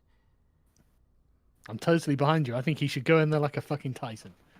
He has to. Smash them all. If he wants to get anything else accomplished, if they're lucky in taking back the House, which weakness is not going to generate you activity to vote for just the general Republicans for you to take back the House. Weakness depresses the base. But if Trump goes out there and they unleash him, and he can have faux pas and gaffes and that, but if he's out there ripping shit up, calling people out, bad-mouthing them, saying they need to actually be kicked out of the party, and the people that deserve to be, not some random asshole that disagrees with him, like Rand Paul, who's like, well, I think we should handle this in a different procedural way. Oh, kick him out of the fucking party. It's like, what? He's not only an active supporter of yours, he's one of the only principled fucking people around. What about Mitt Romney? This guy who's actively campaigning against you. But Mitt Romney doesn't even exist anymore. Like, who knows what Mitt Romney thinks anymore? Apart from Black Lives Matter. The problem is the fact that there's enough neocons around still, and it's like with Crowder and Shapiro. Not that I'm calling them necessarily neocons. Well, Crowder in particular, I'm not saying, but Ben Shapiro I'll leave that hanging. Well, no, he is. They need to be brought into the fold. Like they did. They've been brought into the fold successfully. Yeah. Everyone else needs to be in the fold. And the choice is, you're on the train one way or another, or you're gone. And the fact is that all these people like George Will and all these assholes for the right that have abandoned the party and abandoned the base and abandoned everybody because, I want open borders and all this other bullshit. Bye. Yeah. Bye. No one cares. Like they've lost all their influence. They've self-terminated their own careers. They no longer have any influence. Who cares about what they fucking think? Dude, 5 years ago. Five years ago, they were still influential. Like, they were household names. 5 years is a long time in politics, man. It's very true, but that's what I'm saying. Like, the issue is that there are certain people, not only, I mean, forget about fucking what's-his-face, his son-in-law, and his stupid fucking daughter, both of whom need to fucking go. Yesterday they needed to go. Because, dude, she's out there supporting feminist causes and shit. I know. It's just like, what the fuck? Dude, the Defense Department, so military, everything under DOD, including the Space Force, they're all promoting, like, left-wing propaganda on Twitter and shit now. They're all promoting, like, the Space Force, which Trump just created, is on Twitter celebrating an all-female blah, blah, blah. Oh, good. And you know why? Do you know why? The institutions, they're all... Because Obama's apparatchiks are still there. Yeah. Yeah, Trump, they should definitely clean out. even the, after Obama 4 guys. years, Trump does not have a handle on the state. Direct offices that he controls, he does not have a handle on. Yeah. And the biggest fucking mistake was getting rid of Bannon.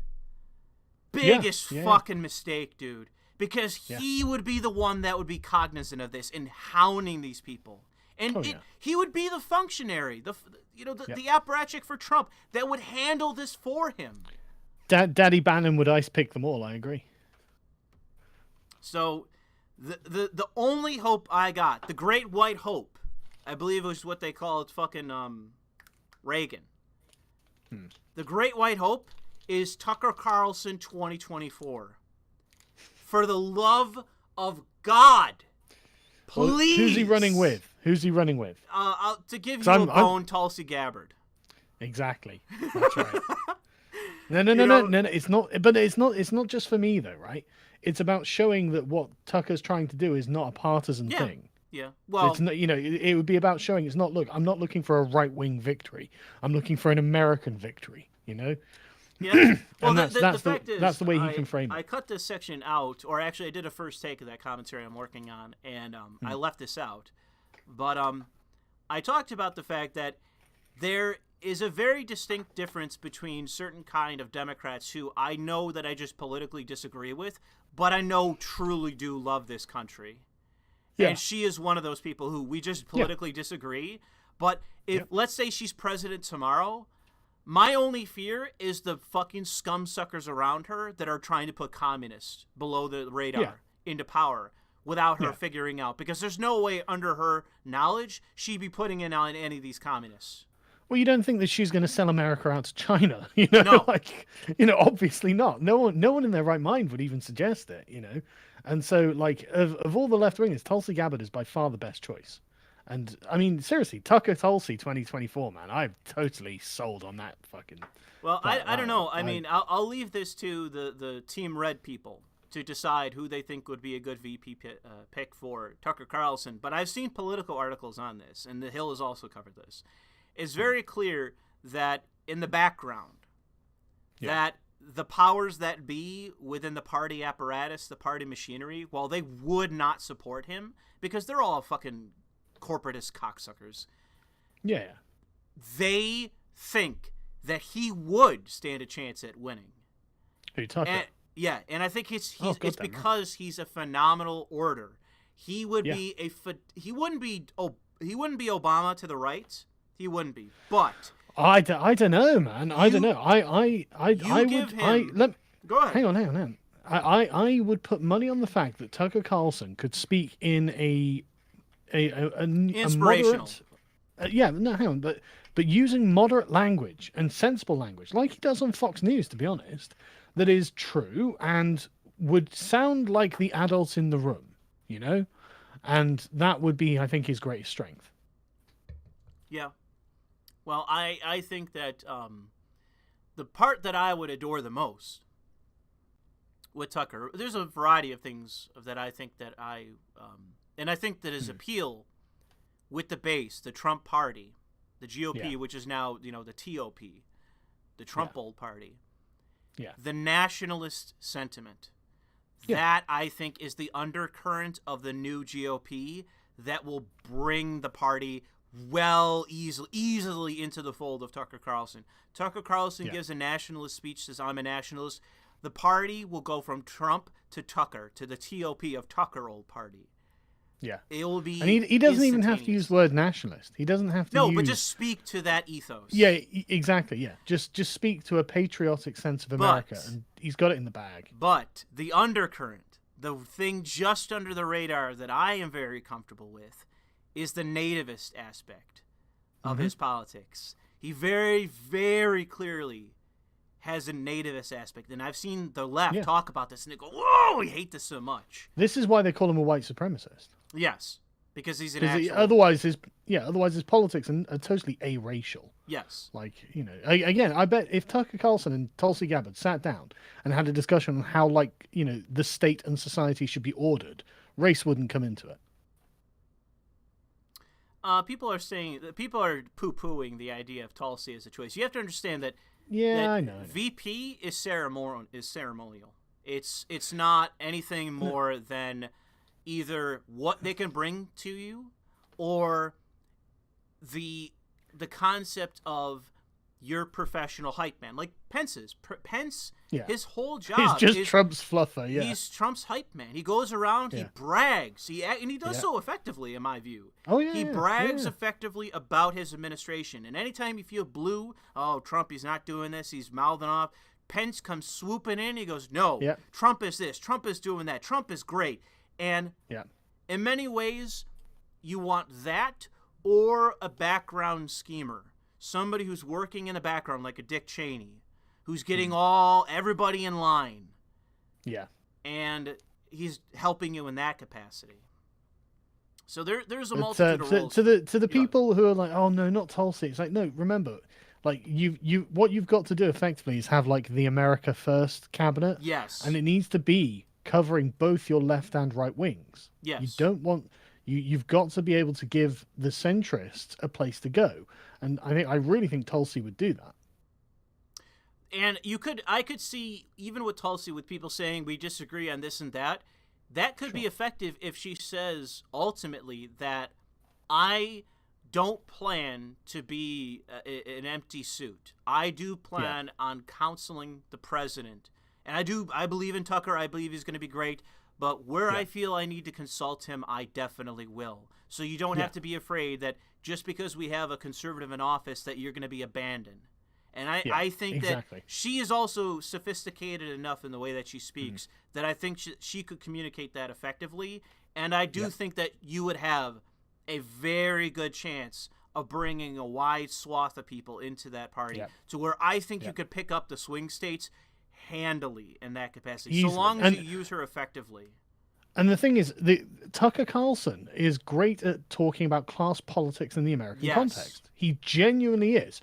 I mean, give Tucker just an hour to talk about his views on the sort of moral underpinnings of America, what it is to be a nation, what it is to care. The upper classes should care about the lower classes. That noblesse oblige, which comes out in his rhetoric. You know, give him half an hour to talk to a room full of like Bannonite style voters. You know, the sort of Midwestern fucking working man voters.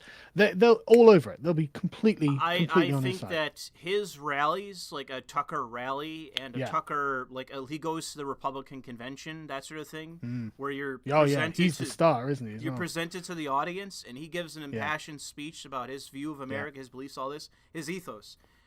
Yeah, I would say that that's the closest you're going to get it to Obama style, Obama levels of support. I think that's what I mean. Like, I think he speaks to his ethos. He speaks to a nationalist sentiment. And the party of Trump will become the party of Tucker over fucking night. Yeah.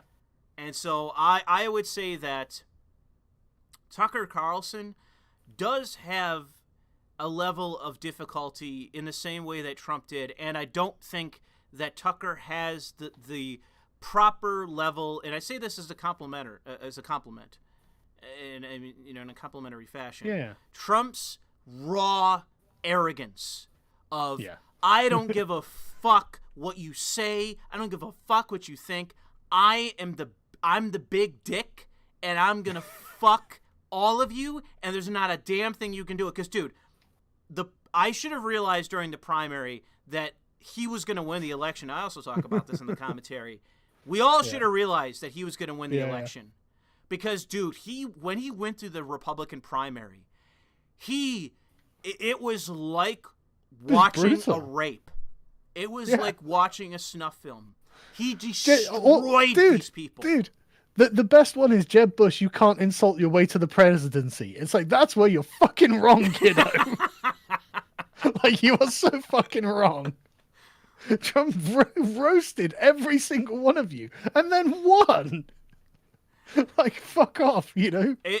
It's so unbelievable that I didn't see it at the time, but in many ways, Trump was truly inevitable. Yeah. And the thing is, it isn't all just Trump. I think that in many ways, so many things aligned at once So many things aligned at once. And you could thank Obama. Thanks, Obama. Because I think he's one of the key factors of why Trump won that in that simple fashion. It wasn't just Hillary Clinton's weakness.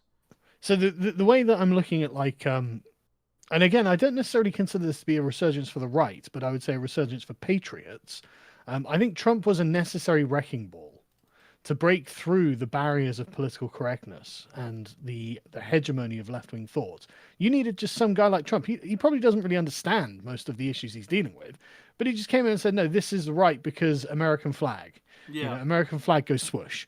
And it's like, okay, well, I mean, he won and stuff's getting done, you know, so, okay, well, he's not wrong. And then you want someone like Tucker Carlson afterwards with a Tulsi Gabbard to show that, hey, this wasn't, you know, because Donald Trump's not really a right winger, as, you know, we would really consider them. But more importantly, these are the eloquent adults in the room who come in and say, well, look, Trump, you know, lots of personal flaws, but all the good points about him. And this is how we're going to improve on what he's done.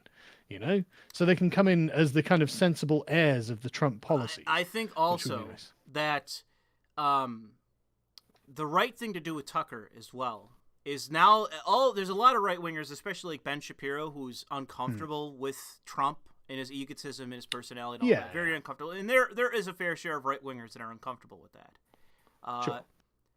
I think the smart thing for us to do, like Bill the Butcher style intelligence, cunning, is if Tucker is running or is nominated, now it's make conservatism great again. He's the true conservative. Yeah. He's the true conservative. Yeah. And he's got a family. He's got no divorces. He's perfectly within couth politics. He's so great. Yeah. He's going to make conservatism. He's a true blue conservative, no matter what anybody says. Anyone says otherwise, they're not. They're a neocon. Fucking.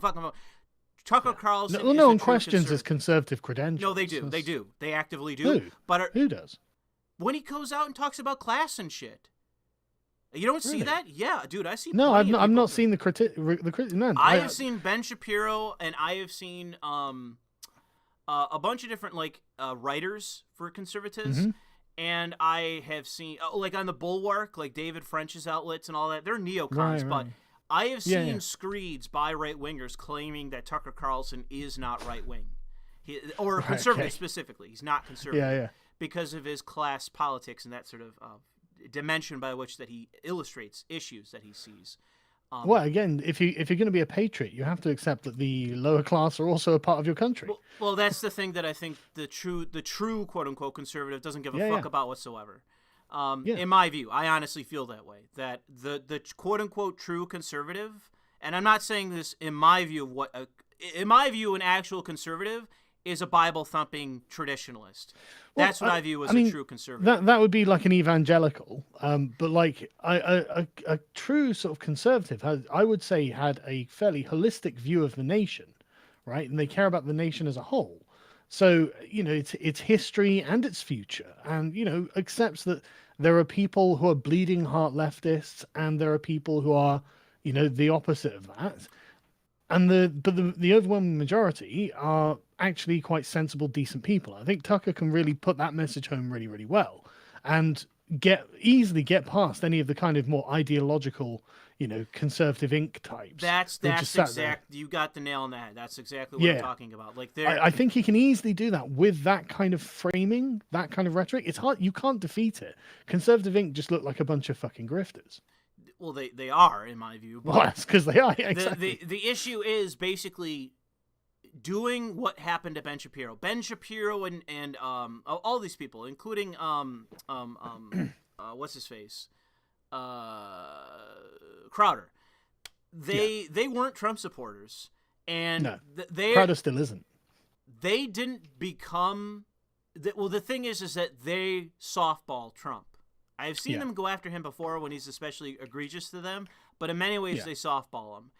And because he's the only choice they fucking got. Well, I think it was they realized with the Trump train effect, either we're on board the Trump train one way or another, or we're getting left behind. Or our base comes after us. Yes. And because I, as far as I can tell, Crowder's base, Shapiro's base, they are Trump fans. Yeah. Like the bulk, whatever percentage, but. Yeah, because I've Republican youth who's decided fuck leftism. I've seen Crowder, because I watch his stuff pretty regularly when he uploads. Actually, And See, I watch Shapiro with the same regularity. I've seen his the comment section turn against Steven when he starts bad mouthing Trump. I've seen his audience start turning against him. Yeah. And you realize that he can, and so can Ben. They can criticize Trump, but they have to make it very particular, because they know if Ben Shapiro crosses this line consistently, where he says something stupid in criticism of Trump and he gets flamed. And then he backs, the difference is they can criticize something, but they can't undermine Trump. Yes. And that's obviously all left-wing criticism of Trump is aimed directly at undermining it. Yes. Which is why sensible right-wing criticism of Trump is not, it's actually designed to bolster his position. And so what I would do, getting back to Tucker, is I would say to these kind of people, well, there's a few things you can approach them with. If he can make it, you can make it. So suck his dick and be quiet otherwise. And get him in that office. Fuck everything else. Get him in there. Yeah. And the other element of, like I said, is you take the mantle of true conservatism and you put it on Tucker's shoulders. That way, it's not just about, oh, he's a Trump outsider. Now it's like, welcome back. We're return to normalcy for the right. We got Tucker Carlson. Because he understands conservatism. He's been talking about it for decades. He's the true conservative. He is not one of these libertarian corporate dick suckers. He's the true conservative. Yeah. And he can speak to the social texture of America. Yes, he can speak to... No, it's really important. He's the guy who will help you grill. He's just going to make it so you can just grill on a Sunday afternoon. Trust me. And you'd be like, yeah, that's what I want. That's all I want. Yeah, and by the way, I know the libertarians in my audience always get offended by this. I'm not trying to badmouth the actual true blue libertarians. I mean the fucking corporate dick suckers. That's what I mean. And I'm pretty sure at this point we all know the difference. And the corporate dick suckers, a lot of them don't call themselves libertarian. That's one of the things that I've noticed quite a bit over the years, especially when joining the right. A lot of the fucking corporations can do whatever they want, even though they can't, and blah, blah, blah, all this shit that you hear from so-called conservatives. They're dick-sucking libertarians. They think that the corporations can do no wrong, and they're globalists. They're internationalists. They're not actually nationalists. And when you got people like Styx, illustrating sort of nationalistic sentiment, that's when you realize, okay, Styx is definitely not a danger. He can call himself a minarchist and all this, but I don't think he's going to be opening the borders and destroying this nation. He's obviously pragmatic enough to understand the reality as it is. And not just that. I think Styx can understand that culture matters. The social fabric matters.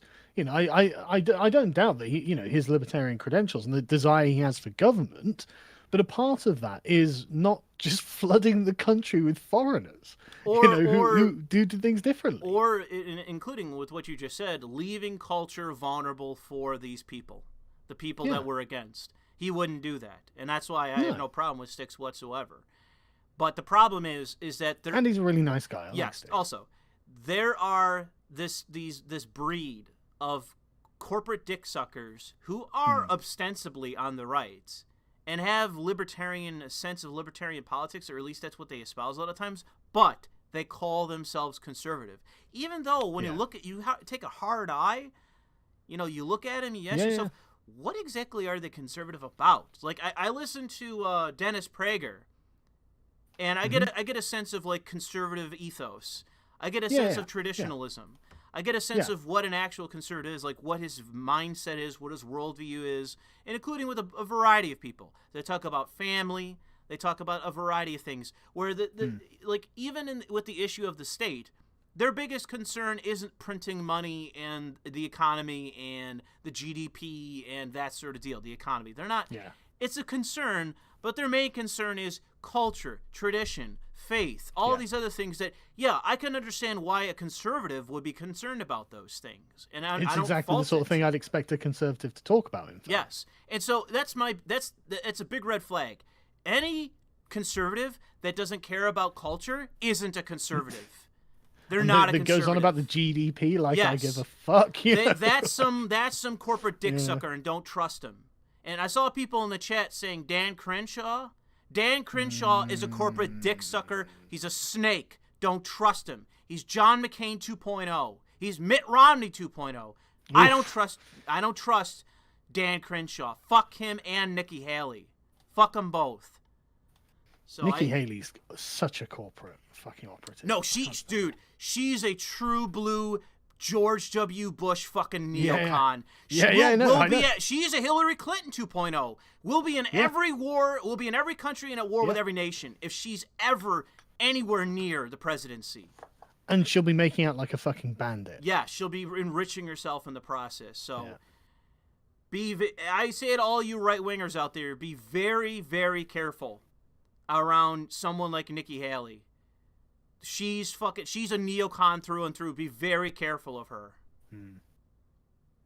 And the thing is, dude, when it comes to the right, I mean, if you want to know, and I'm sure this is true of you, Sargon, back in the day, George W. Bush and his administration is what sent me to the fucking left. Yeah. Yeah, that's exactly it. So I would be I would say to everyone who's on the right, real politic time. If you want to motherfucking win and not alienate a whole generation, we need to take the neocons, gather them up, put them on a raft, and cut them fucking loose. Because they will be the death of the right, and they will guarantee a landslide victory for the left. Let them go back to the left. Well, they were socialists first. The fact is, what really is the difference between the neoliberals, who are in many ways ostensibly on the left, and the neocons? Philosophically, what really is the difference besides some rhetoric? Yeah, I don't really see what they disagree on. And if you ask me, any sense of internationalism is left-wing, in my view. Even if they have like, okay, I pray to God and I think abortion is wrong, but if you're an internationalist, in my view, you have to be a leftist. You have to believe in that utopian worldview. You certainly can't call yourself a kind of traditionalist, nationalist, patriot type. Absolutely not. Which is how I would think the conservatives are. That's everything you're against. So, that's one of the reasons why Tucker 2024. Because like I said, it isn't just him as a good candidate. I think he has a very strong chance because he's so fucking well known. And right now he's at his motherfucking apex. Yeah. And he's a household name on the right. And he's, like I said, a lot of pluses. A lot of pluses with Tucker Carlson. Not all pluses. There are some negatives that he'll stumble with politically, but... Well, go on. Tell me the negatives of Tucker Carlson. Money, fundraising, political sensibility, the ability to have your functionaries and apparatchiks make all the pieces move politically. In terms of his political knowledge, he's been in the Beltway, so he knows a lot about politics and the inner workings, but that doesn't... it's like a professor being out in the field. You know what I mean? Right. Just because you know the book knowledge and you've done all this research within the college doesn't mean that you can just walk out into the field and know everything that you do when you are then have to do it yourself. And I think that that's the problem he's going to run into. He's going to have to find people to basically, like I say, make the machinery work for him. And that's one of the things that Trump stumbled on completely when it came to his campaign. But again, it was such an unbelievable, like an arrow shot, like a ballista shot. Like there's nothing stopping it. You know, it was good, just, wasn't it? It's just the momentum carrying it.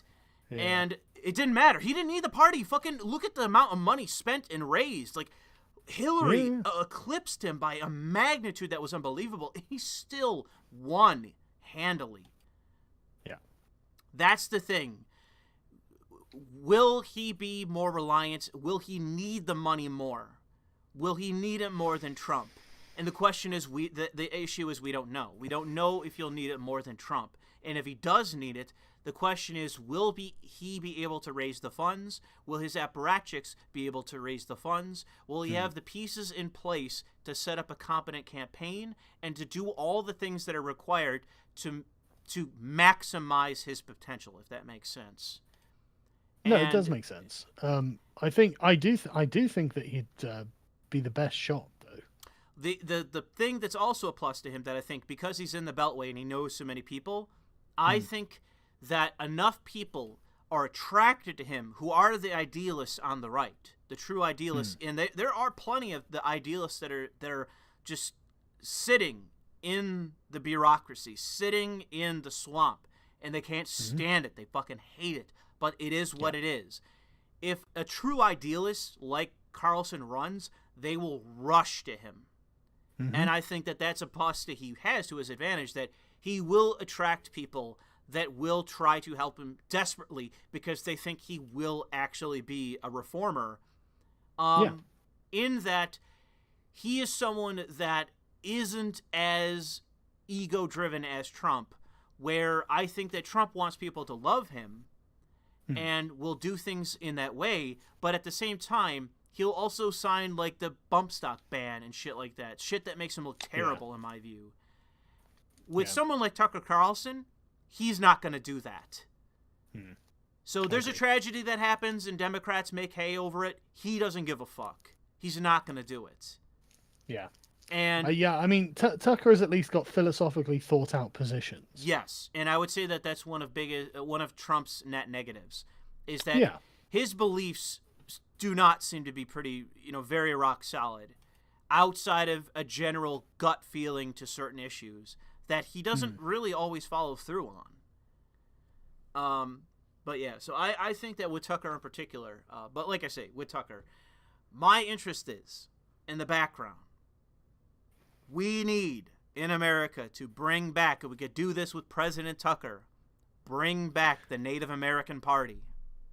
Bring back the silent. Hang on. So Tucker Carlson and the Bernie Bros. That's the question. Do you think he can win them over? No. Why not? Because they're too far gone. They think I think a bunch of Bernie Bros have voted Trump. Tucker Carlson is a white supremacist. Well, hang on. I'm not sure the Bernie Bros are quite that far gone. I'm not talking about the AOC radical leftists, but the kind of the sort of Kyle Kalinskis. If they were going to abandon that side, as I did, they would have already. They would have left already. I mean, look at Shu. Do you think Shu's going to vote for Tucker Carlson, or do you think she's going to call him a white supremacist? That's a good question. Yeah, I think I already know the answers to that question. I don't know if she'd call him a white supremacist. I don't think she'd go that far. Well, either way, like I said. But Tucker, I think Tucker could easily lay out a means-based economic plan, not a race-based one. I would say that there would be a better chance of him winning over blue-collar Democrats than he has any semblance of a chance of winning over a single remaining Bernie bro. Well, I mean, I would agree that he's definitely got a much better chance of that. Like they're going to eat it up, man. Because there's an effect in Britain that I've noticed. That there's a certain kind of accent and a certain kind of demeanor that is cultivated by upper class British, which is almost sort of bred into the working class British as being, this is what respectability sounds like, and this is what someone you can trust sounds like. And Tucker Carlson very much has this in the American context, in the American version of it. He's almost like a natural politician because of his class heritage, and the fact that he's never been shy about admitting that he comes from the upper classes is actually to his strength. He is a true blue blood in that way. Oh, absolutely. But the thing I think that most working class people are they're not is actually people who actually hate the upper classes. Yeah, I don't think they hate, and I don't think they hate the fact they exist. I think that they do see them as kind of ours, and what they want is for them to work in our interests. Yeah. And so when you get an aristocrat who comes down from on high and says, "Hey guys, I really want to help you out. Right? Let me lay out, basic Americanism sort of principles." And then, right, we can do sort of means-tested things. We're not racist. We're not gonna fucking divide by race. We're gonna say that if you are not capable of paying this much, then We'll help you, to get you up that ladder because we believe in equality opportunity. He just sweep it. He'd fucking sweep it. He's got the right demeanor. He's got the right charisma, the right accent. Yeah. He's got the, like you say, this kind of inspirational rhetoric, and he's morally on point from just the basic American position. Morally, yes. I think it's stormy. I think also ideologically, he's probably the best possible choice. Because I think that he's more than aware of everything that's gone on in this country culturally, and I actively think that he would attack it. He would go after it. Totally. I doubt he would just leave it alone, like everyone, including Trump, is. Aggressively. He would go after it aggressively. I mean, he does. This is his daily job, is going after social justice, Like, I'll put up a video, and then later that evening, I'll watch Tucker Carlson talking about exactly the same issue. And honestly, I'm just thrilled. I'm like, great. That's what I want. Yeah. I want you all singing from my fucking hymn sheet. I don't think that Tucker Carlson would be as easily manipulated as Trump. To where no way there. Fucking Trump goes, who do I value more? My dipshit daughter and her fucking piece of shit so-and-so son? Who's giving me the worst advice possible? Or Steve fucking Bannon? Yeah. And, okay, fuck you, Steve Bannon. You are practically the guy that got me in this office. Bye. Yeah. And I still, to this day, fundamentally don't understand why in the world he made that choice. But I have to credit. Because it seems to be that it was his dipshit son-in-law and his dumb as fuck daughter. They are the ones that pushed him out the door. And Trump just went with it. And he's been forever weaker because of that. Well... I don't think in any sense Tucker Carlson would ever make a mistake like that. No, it'd be a bit of a rookie thing for him to do. I think that he would do well to listen to what others had to say and counsel him in a proper method of what his choices are. Because I think that's a smart thing to do when you're trying to work out a strategy for smart politics. But what he needs as well is also somebody in the room like myself to just say who doesn't want a job on the Tucker Carlson administration. There is the smart politics. There is like the sort of ideological right, anti-SJW politics. There's that kind of sensibility as to what you do, and then there is the Dong Zhou style of politics, where you just march into the Capitol and burn that motherfucker down. Yeah. And who's gonna fucking stop you? You need to have that kind of person in the room. Because what's also included in this, and I learned this, and it's like I say, I appreciate Nixon more and more.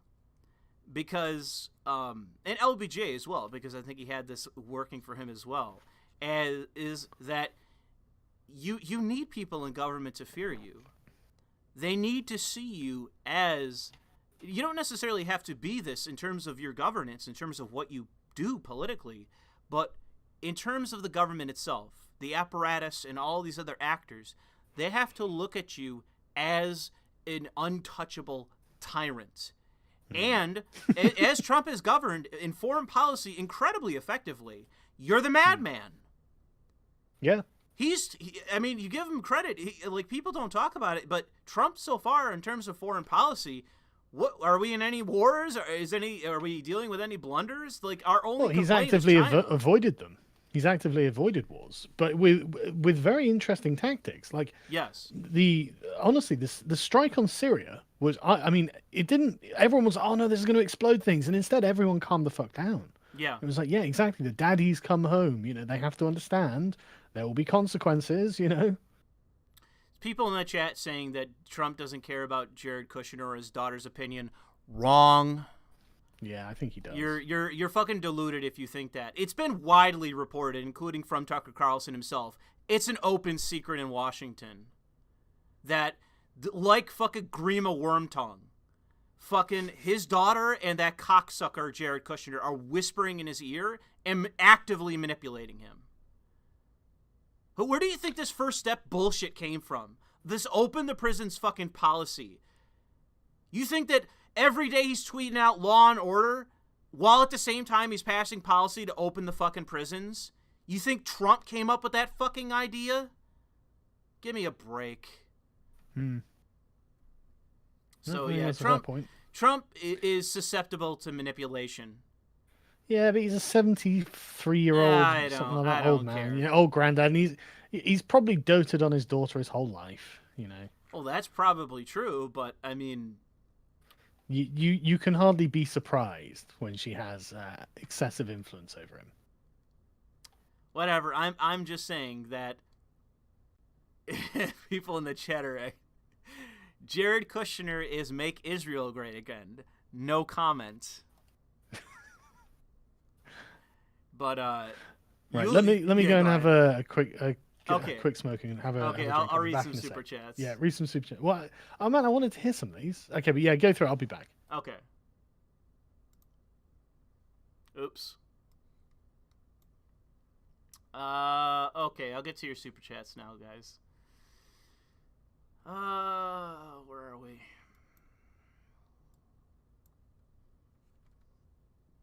All right, let's start at the bottom. Uh, Architect of Fate says, Don Sargon and Pastor Louis, please do a stream with Don the Pleb. Tactics are what are lacking from our side. In other news, New York might lose 2 electoral seats since they haven't been able to collect census data. Yeah, I've heard about that. The state's going to fight really, really hard not to have that happen. But the fact is that the black people don't do the census. That appears to be the case. So that's part of it. But also, people have been leaving our state in droves. We're literally importing a fucking population. So it's not shocking that New York State is going to have their electoral college points numbers lowered. I don't think it's necessarily tactics as well why we're fucking up. I think it's organization. I think that's the biggest problem. And that's distinct from tactics. Salad Fork says, I would be one of the people refusing to wear a mask at all, except that I'm a soldier and I've been ordered to. It's really frustrating because I feel like we're just playing into the insane fear of the general public even further. Yeah, you pretty much are, but I mean, you have to do what you have to do at this point. Even I go to the store wearing a mask because it's gotten worse in this area. People just freaking flip out if you're not wearing a mask. I've seen it several times at this point. And I don't want to deal with people's fucking retardation, so I just do it. Patrick says, take this money. Thank you, Patrick. Diddly Doodler says, God damn it, Uncle. Call to help him move. 5 minutes to you going live. Take my collections, Pastor Louis. Well, thank you, Diddly Doodler, and good luck with your uncle. Tanucci says, even in Finland, the left is ramping up the rhetoric, how whiteness is problematic and toxic thing. We are one of the most homogenous countries in the whitest race on Earth. Other than organizing chopper rides, what is one to do? Well, I can't really speak to your kind of politics in your countries because it just seems like a lot of these European states outside of like Poland, you guys are just pussies. You might disagree, but the fact is that every one of your governments are left-wing, and even your conservatives are left-wing, and you are utterly susceptible to left-wing politics. There's like literally nothing you can do. So good luck. The question is, who's going to genocide the whites in a 98% white nation? How is that going to be possible? The answer is you're going to have Marxist terrorism forever. Or you're going to import terrorists that are going to kill them on their behalf. Good luck. Prelatorian Vet says, hello, Pastor Louis and Sargon. Hope you're both doing well because the creatures of the cathedral control me, control the media, the news, classrooms, etc. Richard Nixon and Joseph McCarthy are so demonized because they were effective in combating the left culturally. I don't know so much about Nixon, but yes, Joseph McCarthy was clearly on the ball, along with certain other people in Congress that were well aware of the subversion that was happening. It's very clear that they knew what was going on, and that's why they were targeted. Salad Fork says, you can't remove punishment from the justice system. Justice isn't an ideal, it's a psychological need. Imagine if someone murdered your son and was put through an education program and released back into the world. Could you accept that? That's a very good point, Salad Fork, and it's why I think my system would be very effective. But ultimately, I mean, you can make it very clear that this person, if they murder someone, they're still getting 20 years in prison. But I do think that after those 20 years, part of it is getting that person prepared to come out of prison and be a normal person. And the question is, well, how do we do that? So it's still justice. They're still going away. And they're not going to a day camp. It's not that. It's still prison. But it requires us to decide what we're going to do. And like I say, it's a choice. If it's just going to be warehousing, then make it as cheap as possible. If it's going to be actually expensive, then we should be spending our money to actually reform these fucking people and not just say that we are by, like, hitting them with a pillow and asking them to be a better person. Cowboy Curtis says, love you, Louis. Remember, go exercise your God-given constitutional protected right to stay strapped, lest you get clapped during the clown decade. Well, that's a big question. It's been one of the arguments I've been having repeatedly with my parents. There have been a bunch of jobs in Buffalo that are like delivery jobs where you work in the ghetto. And my parents have been really gung-ho about me getting a job doing that. But I tell them, like, you do realize that I'm going to be working in the ghetto, and I'm going to be left with nothing but my cock in my hand. And I'm going to get fucking murdered. I'm going to get robbed and murdered. And I don't really want to say much more than that, other than my parents seem to value my life a little bit less than it comes to my payments for my mortgage. They seem to be more concerned about that than they have for my actual life. Because the fact is that my parents, and including my father, despite his bluster, they don't know what it's like to have a Glock stuck in your face, and I do. I know what that's like.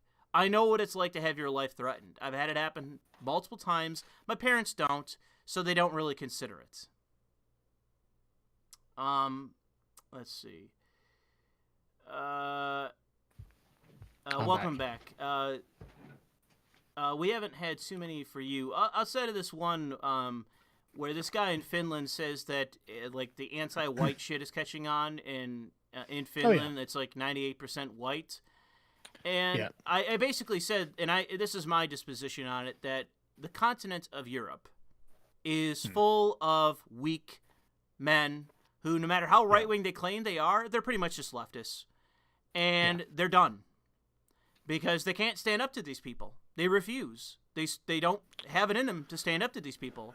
But the question is, how do you have a white genocide, which is the goal, in my view, part of it, in a state that's 98% white? And I think what you're going to have happen is either you're going to import terrorists or you're going to have an element of the left wing become Marxist terrorists, and they're going to start killing you. That will happen eventually if it gets bad enough. But it'll just be through mass immigration. Leftists will just open the borders, and it turns out the world is fucking huge. And it's full of millions and millions of people who have really strange beliefs, and they'll just say, fuck you. In my view, and this is very particular to like European left-wing politics, and it affects your state, but I think it's different. And I think you could see this right now with what's going on with this illegal immigration ridiculousness that I've seen with, what's his name, Nigel Farage. He's like reporting on it. I think Tommy's done some reporting on it. This weird, bizarre shit that's going on with these like weird boats coming in, and then they're shuttling. And they're putting them up in fucking 4-star hotels and like hiding like them this. away in weird shit. Like that to me, it looks like some kind of. Go ahead. The conservative government is putting them in fucking hotels. It's a weird, active conspiracy. 4-star. Yeah, I know. 4 fucking star, and it's insufferable. It's insufferable. They shouldn't even touch the fucking the shore. You know, you set sail from the north of France, right, back you go. Gunship patrols should intercept them and send them home. Are they afraid of having like camps to stick these people in? Is that what it is? Like, what do you think the conspiracy is? Fuck knows. I don't know about conspiracy. I think, like, dude, fucking weakness. Dude, you don't think this is an active conspiracy when they're suppressing media around it? You don't think it's an active conspiracy? Well, no. That's the thing. They don't need to suppress the media. Like, our media is so left. We don't have a Fox News. Imagine if every fucking station was MSNBC. I don't know. Then you've got European media. When you have like Nigel Farage walking in like these hotels Dude, or whatever, and they're actively they get swarmed. Like, no, get out, get out, get out! Don't film, get out, get out, bro. To me, that's an active conspiracy. No, but that's just a private establishment reacting to the cultural climate of the country, right? They've stigmatized Nigel Farage because we don't have a Fox News to fight back against this, right? So the cultural climate is generally, like, especially in these sorts of spaces, highly anti Nigel Farage. He's got grassroots support, but the kind of, the nucleus areas, where the institutions are, they're going to be heavily anti Farage, and he'll get a bad reception in all of these places. There will be activists out to meet him, Well, if they know he's coming. I'll leave it to the chat to decide what they think of this, but I think what you're saying is very plausible, and that you could be completely correct. Well, it is about Farage, but it would also be anyone of Farage's stature. But literally, we don't have a Fox News. If Farage was smart, he'd found it. Maybe so, but like I say, I think that like with, and I think that this is just my disposition, even because of the child rape epidemic that was actively covered up. That was a conspiracy. You don't deny that, do you? No, there's definitely a conspiracy of silence regarding that. I would say that... But again, it doesn't require an active conspiracy, right? It doesn't require it. It's a culture. It's like, we don't need to conspire to uphold the rule of law. We'll just do it because we believe in it. And so these people don't need to conspire to cover these things up. They'll just do it because they believe in it. I do, man. I do. I'm telling you, that's what it is. When a certain amount of people involved, going from local governments all the way up to the federal government, like the national government, when you have several levels of government and people and all these departments and branches and all these different things, all communicating, all aware, all conspiring, that to me is an active conspiracy. It is a culture of science, I agree, but I'm telling you. No, think of it like that's like saying the Catholic Church is a conspiracy to promote Catholicism, right? It's not a conspiracy. It's a movement. It's a way of life. It's an organization. It's what they believe. These are the convictions. They genuinely think that these girls are bringing it on themselves. They genuinely think that the Muslims have done no wrong and can do no wrong. Definitionally. Okay. I see what you're saying. That it isn't an active conspiracy that is aware of malevolence, but that they think that what they're doing is good. Okay, fine. Yeah. Okay, I see. I understand the difference. Then in that case, you would be right. They have the term child prostitute, and it's like, but children can't be prostitutes. They can't consent to it. These are children that are being abused and trafficked, etc. But they'll say words like child prostitute. You're just like, okay, right. Well, the thing that I find wild about guillotines your country, all around. Then the thing that I find wild about your country is the recent. It seems to have like a consensus around it of acceptance of revoking citizenship. And I know that there's certain instances the people getting their citizen revoked and not getting deported is an issue, but yes. Like, I can't imagine that happening in the United States. I can't imagine that being accepting, and it would be everybody, every person in this country, left wing, right wing. They'd all be like, "No, don't kick him out of the country. No, it's just the illegals, No." The crying face. I guarantee it. I guarantee you would have this fucking, I'm an American, some Mexican that takes one toe, like just steps over the border and rapes a woman. Yeah. Be like, "No, don't deport him. He's legal. No, put him in prison. No."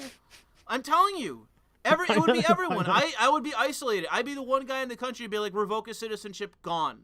Tomorrow. Gone."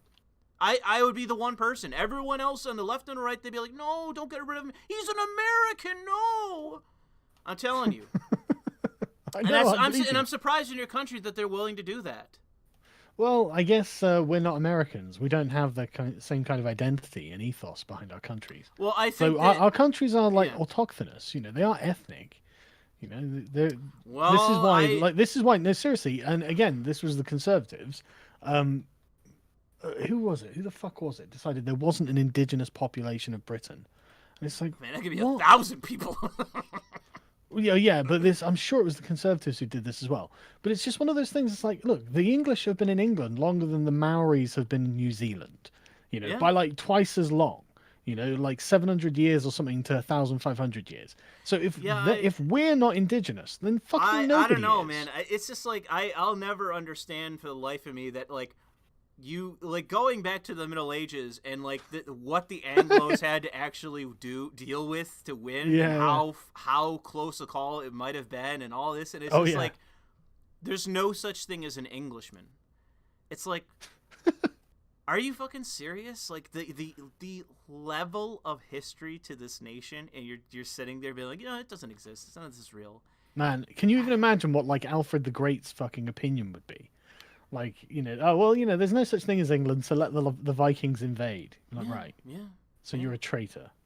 Okay. Well, it would be like they like the invaders as it is today. It would be the concept of the invaders are as equally English as those, or Anglo, or whatever the concept would be at the time, as the people who are there, and they wouldn't be seen as invaders, and that would be the deflection that as we see today.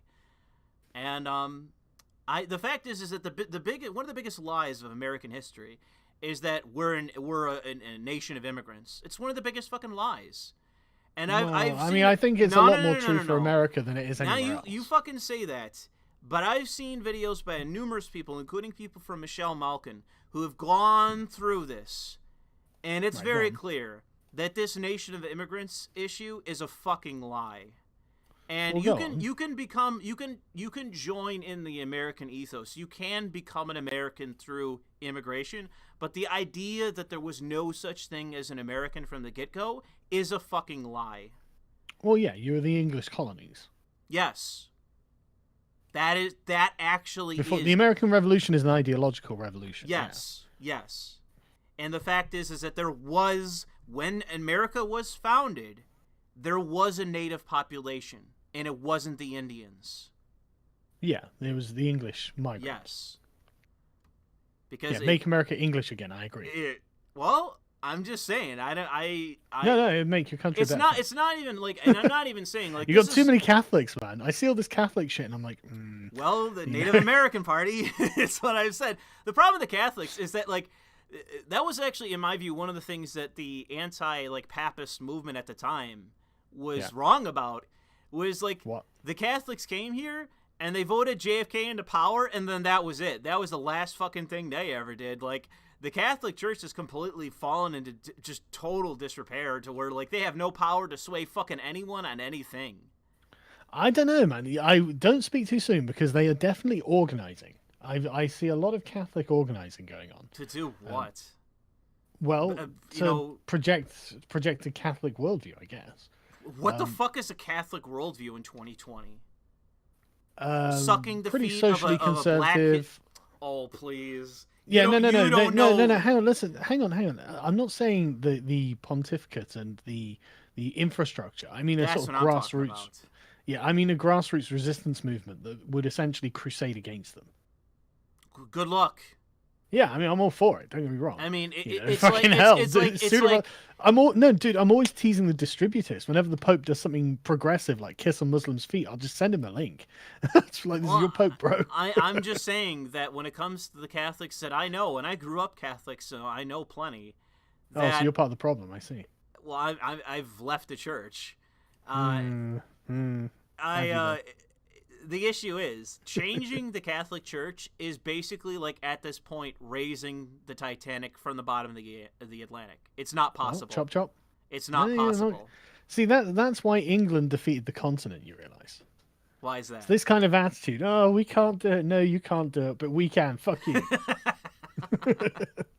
That's why we won and you guys didn't. What did I didn't win? You continentals. How the fuck am I a continental? You're a fucking Catholic. Or you could be Scottish, I suppose. The only reason why but they're basically that I grew up Catholic or was raised Catholic was because of my grandfather on my mother's side, who's half English and half Irish. And he was a Catholic. And he converted literally everyone else. Everyone else became a Catholic because of him. Yeah, that is the problem with Protestantism, to be honest. There's no real reason to be a Protestant. I don't know. I don't find the Catholic Church at this point to be very persuasive. I think with the doctrine, there is a reason why it became what it was. I think that there's a lot of power to Catholicism, but the problem is that all that power has been fucking abandoned.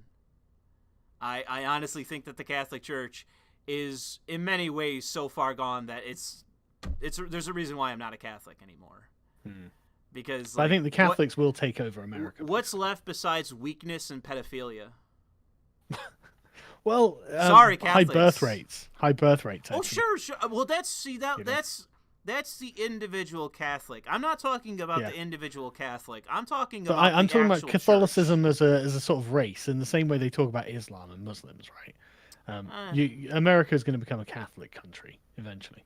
I don't know about that. All the Mexicans are Catholic. All the Mexicans. I mean, Catholic. yeah, there's that, but I'm not joking. As an English-speaking Protestant, I'm looking at this. I'm not a Protestant, but culturally a Protestant. Yeah, I know what you mean. I'm looking at this thinking, fucking hell, man, papism is on the march.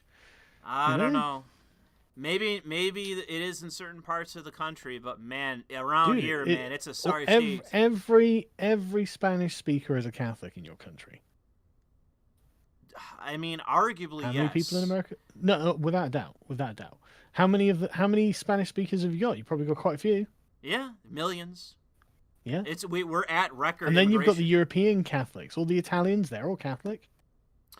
Yeah, but I don't know if that is really where it has been anymore. Like, there still are younger Catholic Italians in that, but it seems like the white Catholics, arguably, that's kind of done with. That they're culturally Catholic, but are they really practicing anymore? And do they really follow? Who cares? What's the difference? You know what I mean? Well, I don't know if it's necessarily translating into actual conservative practices or traditionalist practices anymore. Yeah, I think there will be. I think that you would be correct in the sense that if they were culturally Catholic, it would significantly increase the chances of them actually starting a family. Yeah. I think that would be very much a significant difference. Yeah. Because I think that it's better to be raised Catholic than it is to be, no offense to your family, but to be raised basically as an atheist. Because holy fuck, do you stand a chance? Raised basically as a Protestant, but no difference really. Well, basically the same culturally, thing. Yes, but I mean, your family never took you to church or anything, did they? No. Well, mine did.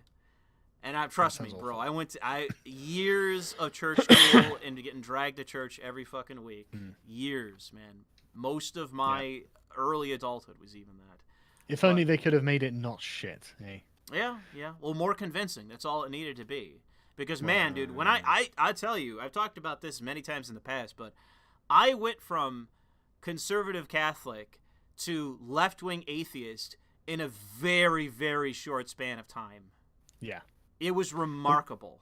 But that's because dogma from the Catholic Church and others is just so easy to deconstruct. Yes. Like, it's just it doesn't hold up to scrutiny. I hit the wall of, like, I took on, as a believer, listening to what was the atheist movement at its apex, thinking the Christians were going to win. Thinking the Christian apologetics was going to work out. And man, did it swing me in the total opposite direction. It persuaded me very quickly. And like I say to this day, credit to a variety of people, and including, even though I disagree with him now in terms of his nihilism, the amazing atheist. Of all people, he's actually one of the people that made me an atheist.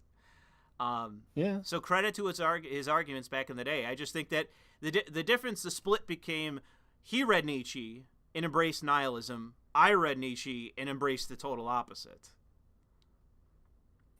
You embrace Catholicism. No. But nearly.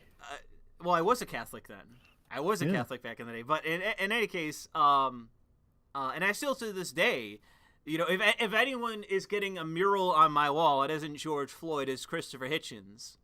Taken too early, the God among men that was taken too early. Yeah. And even to this day, it's amazing to me, like Sam Harris and all these different people, still to this day, they venerate him.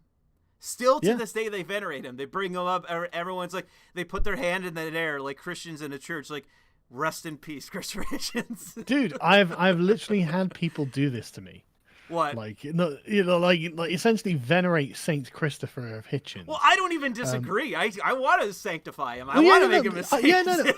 I agree. Like, I was a huge fan the of his as well. Catholic Church puts up a mural in the Vatican to Christopher Hitchens. I'm coming back into the fold.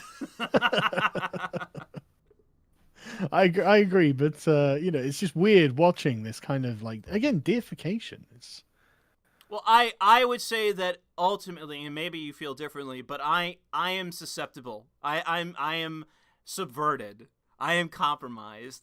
That I believe if somebody comes to the room and says, "Rest in peace, pray for Christopher Hitchens. He was taken too early, and this is a lesser world without him." Yeah. I'm raising my hands up as the Christians do in the church and bowing my right. head. Okay. And Yeah. saying, Should we have a moment of silence for the soul of Christopher Hitchens? Are you saying that unironically or ironically? I didn't hear any irony. Okay, should we do that in the stream? Okay, we're going to do that. So I want everyone in the chat, we're going to do it, us being the commentators, but I want everyone in the chat to press F on behalf of Christopher Hitchens, taken too early, rest in peace, and right now, Sargon and I will have a moment of silence on his behalf. Yes.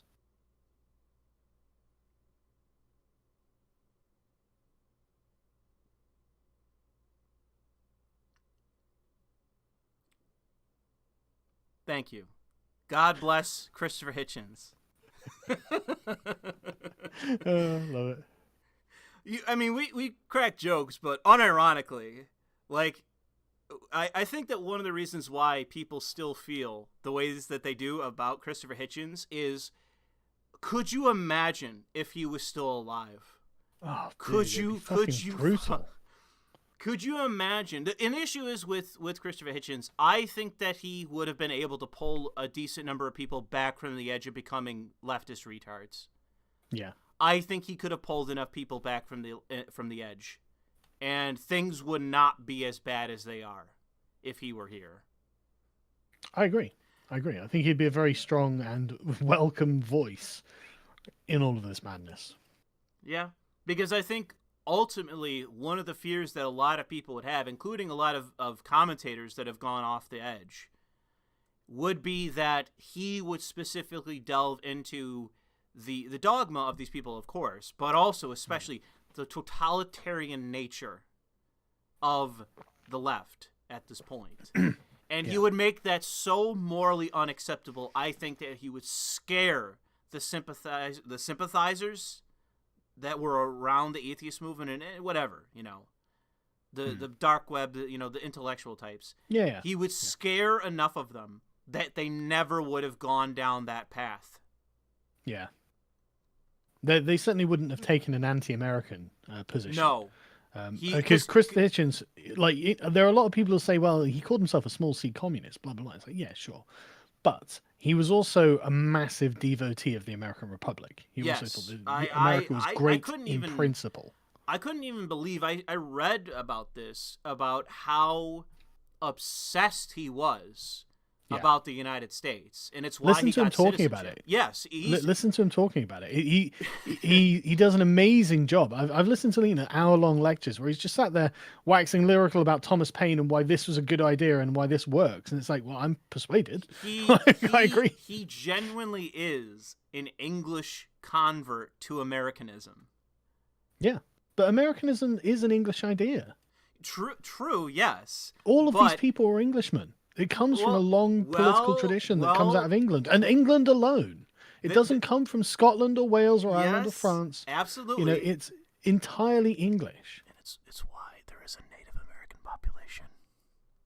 But I can't hear him. I said that there's a Native American population. Okay, but what did they contribute to your American Republic? Everything. Yeah, but then you mean the English. They were the revolutionaries. Yes, but these are English ideas. These are English ideas. I'm not denying that. They're English men, Yes. No, but the thing is, the sooner that America reclaims this kind of heritage, the better I think it will be for America. Because then you've got positions you can argue back from the fucking Continentals, man, because Well, they're everywhere. The fact is All that the socialists, every fucking socialist, you The- could push back on. we either stand by the heritage that is ours, or we believe that America is like there is a mutually exclusive ideal that you can place at the center of the United States in my view. And it's the question of whether we have a heritage or not. Yeah. Because it seems to me that the internationalists ultimately want the idea of America is nothing more than just some idea, some vague idea about prosperity. And that's it. That's all there is to being an American. And so anyone can come here and that they're just an American so long as they're adding to the GDP. And as far as I'm aware, that's the popular narrative at this point of what America is. It's are you contributing to the GDP? Well, then you're an American. It doesn't matter what the fuck else you believe. Yeah. And that's certainly, you certainly need to be able to claim that there is an American nation. And it's a denial. It's an active denial of the fact that there was a group that did actively fight for the revolution, that did found this nation. It wasn't the Native Americans. The idea that, Native Americans were the real Americans. Wrong. False. There was a population here that founded this nation, and it wasn't the natives. When we talk about America, specifically, there were founding people of this nation. And the thing is, I'm not saying, whites only, or any of that shit. But I am saying that we're not going to because the Catholics would have to go home. Yeah, exactly. But we're not gonna fucking lie about our founding. We're not gonna fucking lie about that. And it can't simply be that just because you cross the border. Like, again, example. English should be our language officially. Yeah. There should be a state-enforced language in this nation, and it should be English. And the question is, well, why? Though that was the language of the founders. They weren't writing all this shit in Spanish. Mm-hmm. So that is the native language to our nation. Yeah. And there should be... If someone comes near you speaking Spanish, then essentially you have an English duty to oppress them. Well, it's not like... It should be a very clear violation of our social norms. Yeah. It should be a very clear... And it doesn't mean that you beat them or do anything crazy like that, but it does hang mean... on a second. Don't take anything off the table. Well, yeah. I'm just saying that you do... The problem in this nation is that the reason why all these different populations that came here that integrated was because you had someone who was a descendant of the founders, a descendant of the revolutionaries, instructing them. not even a descendant of the revolutionaries, just a descendant of the English colonists. Yes, well, that's what I'm saying. Yeah. They instructed them. And like, there were more than just Englishmen here at the time. And immediately following that, there were other people, and I'm a descendant of... Well, let me just quote the chat. Fuck the Spanish. This post was made by the Dutch. I agree. There are lots of people who agree that Spanish-speaking people need to be oppressed.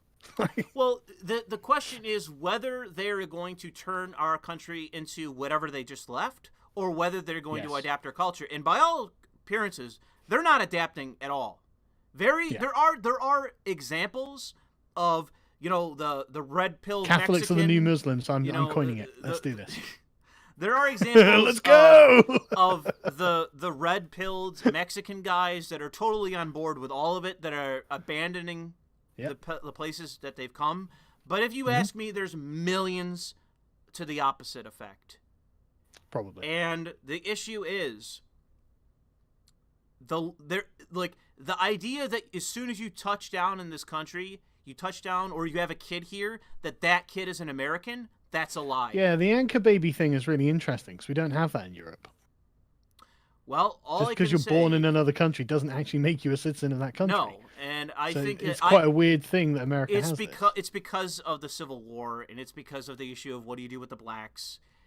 I understand why they did it. They're just as native. Yes, but the issue is, how do you translate that in terms of I think it was a legalism error, or a legalistic error.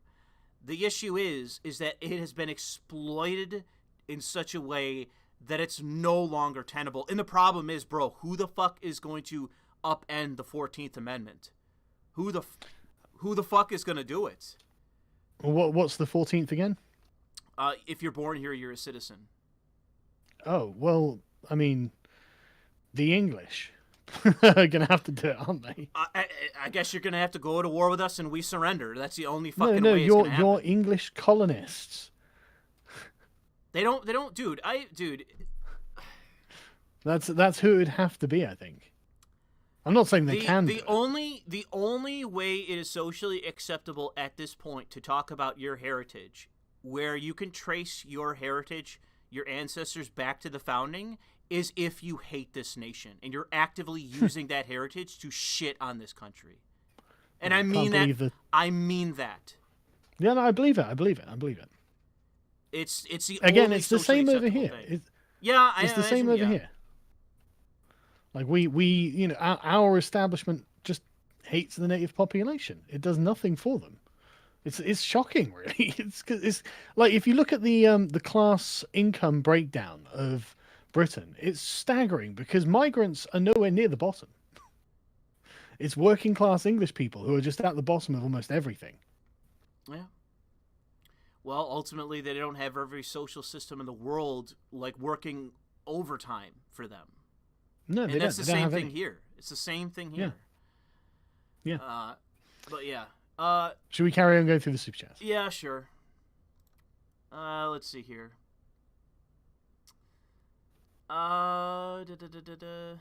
One of you should do a videos from the Geth. One of you should do a video on 90s sitcoms like Family Matters, Fresh Prince, Everyone Hates Chris, that show that strong black families and fatherless homes and racial animus were openly mocked. It's shocking when compared to today. Yeah. I mean, like, there were, like, you talked about, I think, Fresh Prince the other day. Am I right? Yeah, I did, yeah. There were certain plays on race in that show, but it was always done just out of total genuine levity. Like, it was never done with any sort of animus. It was always done for the sake of, like, there was a far greater... what I meant is that there was never a racial message being projected. No. You know? That was the thing. It was usually the difference in class that was played upon. Oh, yeah. And that, to me, is perfectly acceptable. Because there is a difference in class. Yeah. And these aren't always bad either. Yeah. Right? And the class isn't as all-encompassing as race is. Like, you can look like someone not of your class by just dressing better. Yeah. Yeah. And I think they played with that in the show as well. Yeah, totally. Like, what's his name? But class gives really interesting dimensions. Like, what was the butler's name? I don't remember. I can't remember the butler's name, but you could tell he was of a class above Will Smith. Yes. So he had a certain kind of cultural capital, even though he's the fucking butler. Yes. You know? It's the class is an interesting thing. Yes. And I think that's why the show is so successful and why, 90s kids loved it, including myself. I used to love it. Yeah. And see what are people talking about nowadays? What shows do people love nowadays? What the don't know. What is there? I don't know. My kids don't talk about any really. Paw Patrol, my son likes. Oh, good luck for watching that now. Yeah, I know, right? It's a cop. I'm like, oh well, here's Law and Order. Well, I don't know if I'd agree with that show either. It probably is like the dog catches some criminal or some shit, and it's like, oh, he just needs help. It's like, no, I don't think so. No. It's well, I mean, it's not aggressive or anything, but it's not leftist messaging. Well, I guess you can give it that credit, but I've seen more than enough of it to know. I want that show to have the criminals get what they deserve. Well, they get it's not necessarily criminals so much in Paw Patrol. I have no idea. the problems are solved, and the authorities are the ones doing it, and so this is the right ordering of the world. Have the same situation with my parents. I visited them. Is from Matt. He says, have the same situation with my parents. I visited them a few weeks ago. Spent hours talking to them about Antifa. Visited next week. It's like it never happened. All they do is watch CNN. My mom thinks Pelosi is an avenging angel fighting Trump. Lol. Yeah, that's exactly what I mean. Pelosi has enriched herself through her politics, through her being in political office. She is worth unbelievable amounts of money because she's been in politics so long. And it seems like a lot of Democrats, they just don't care. They truly just don't care about how corrupt these politicians are for whatever fucking reason. I don't even know. It's amazing, isn't it? Like, it just doesn't matter. And I think it is because they're on the team and they're advancing the agenda.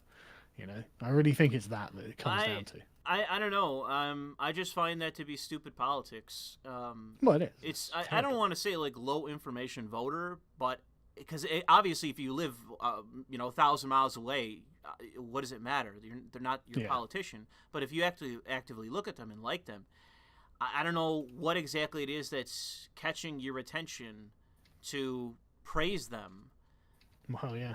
Like I actively look for certain things. I mean, I am a political junkie like you. Yeah. And so we're the finicky voters. We're not the team blue, team red voters. No. Which puts us out of a certain percentage of the population. Yeah, and I tell you what, tribal voting is a fucking hell of a problem, man. Oh yeah. It's a real cancer on democracy. Yeah, well, I mean, I would say that my view of democracy is similar to Socrates. Well, yeah, we're no longer in ancient Athens, but has much really changed? We'll just give everybody. We'll give everybody the vote. That'll fix everything. That'll be a moral system.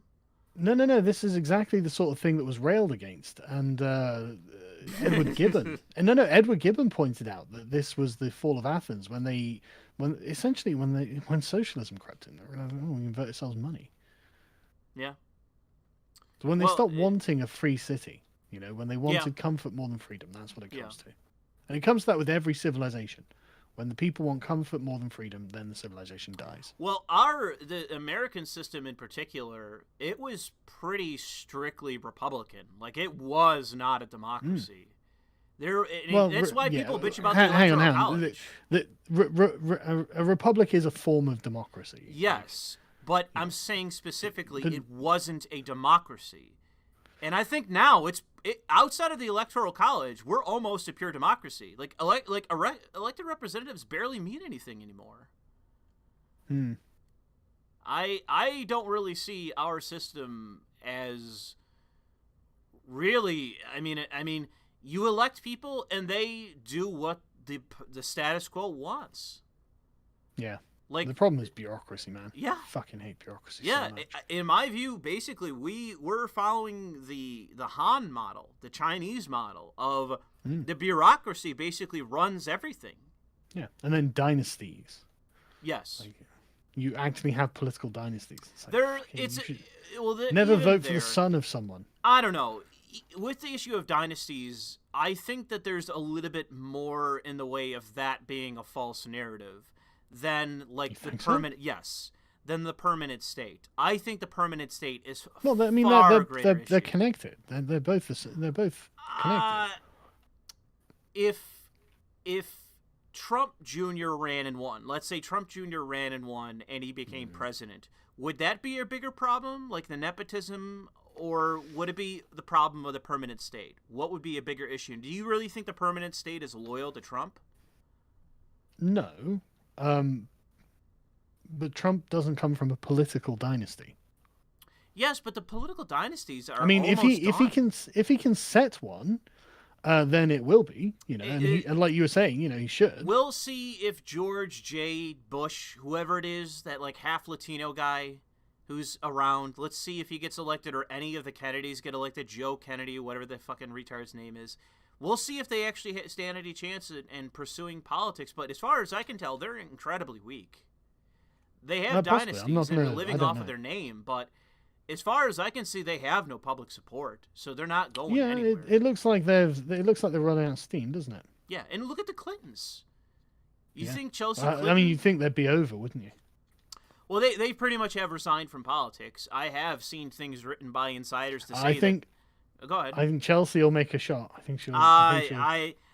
I would say that the unfavorables of Clinton are so strong that she had her one shot. She had her shot, and the second time she lost in the presidential race, That's it. She's done forever. Yeah, but Chelsea Clinton, I mean. She I don't think she has it. I don't think she has a chance at it. I don't think she has it either. But I think that I think there's pressure on her to do it or to try it. Of course, I think she'll but be able to raise money I and don't stuff know if the powers that be of the permanent state, if let's say Hillary Clinton dies, I don't think, like, Chelsea Clinton runs for dog catcher. I don't think the powers that be give a shit at that point. I think Hillary Clinton has to be in the picture in order for that to happen. I think as soon as she goes, the power of, because obviously with Bill Clinton, he's unsalvageable. He's done. Bill Clinton is fucking done.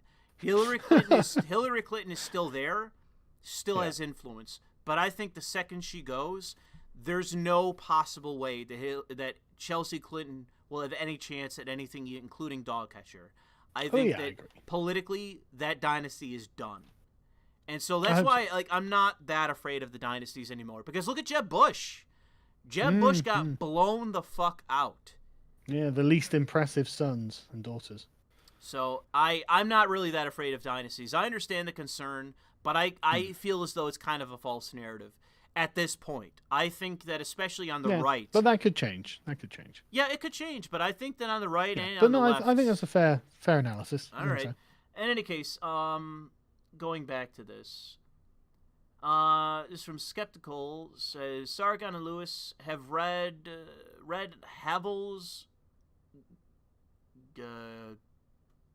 is cut off Heaven's Grin Grocer, a story about having to display socialist messages in Czechoslovakia, an analogy to Black Lives Matter signage today. Yeah, dude, I'm not surprised. I get what you're trying to analogize here. I think that that's not surprising at all. Look at the fucking...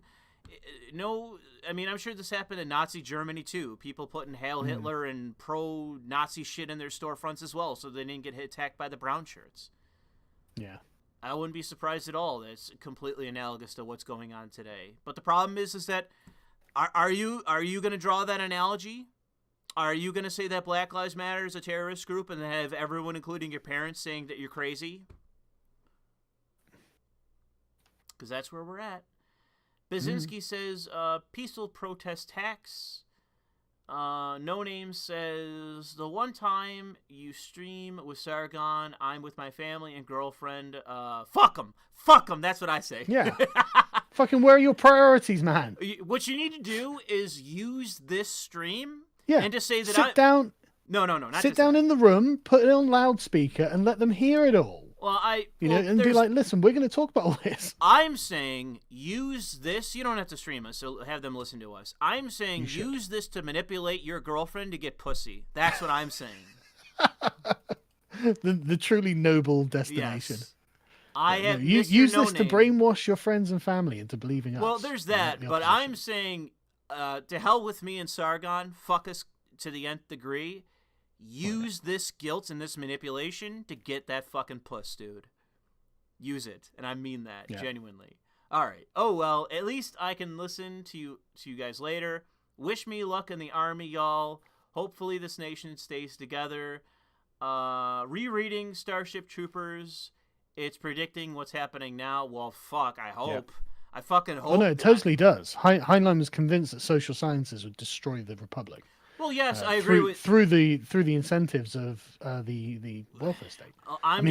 Where's the lie? You know. Well, the issue with Starship Troopers is basically everything's reborn again and it becomes a utopia. I'm fucking waiting. Waiting for rock bottom. It's a utopia of suffering. I don't give a fuck. I'll fuck it. Mandatory service for citizenship and everything else. I mean, hey, hell yeah. I'm down. I am, like I already said, when it comes to democracy, I'm with fucking Socrates. I'm not necessarily with Plato. I'm not sure he added much to this fucking world. But I liked Plato, and I read Plato, and I liked reading Plato.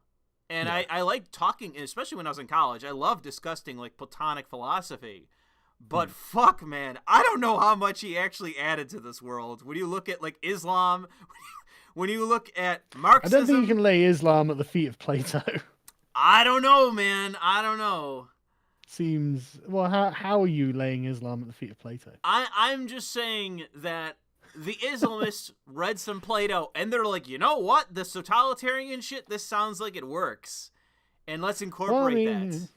I don't think you need to, I think totalitarianism is something that appeals in different times and contexts, Well, I'm just saying it's a lot more palatable for intellectuals to have something more than just God says so or Muhammad says so. I think that it helps to read Plato and say, look at this great philosopher. And then, because, I mean, it was good enough for the Marxists. It was good enough for the fascists.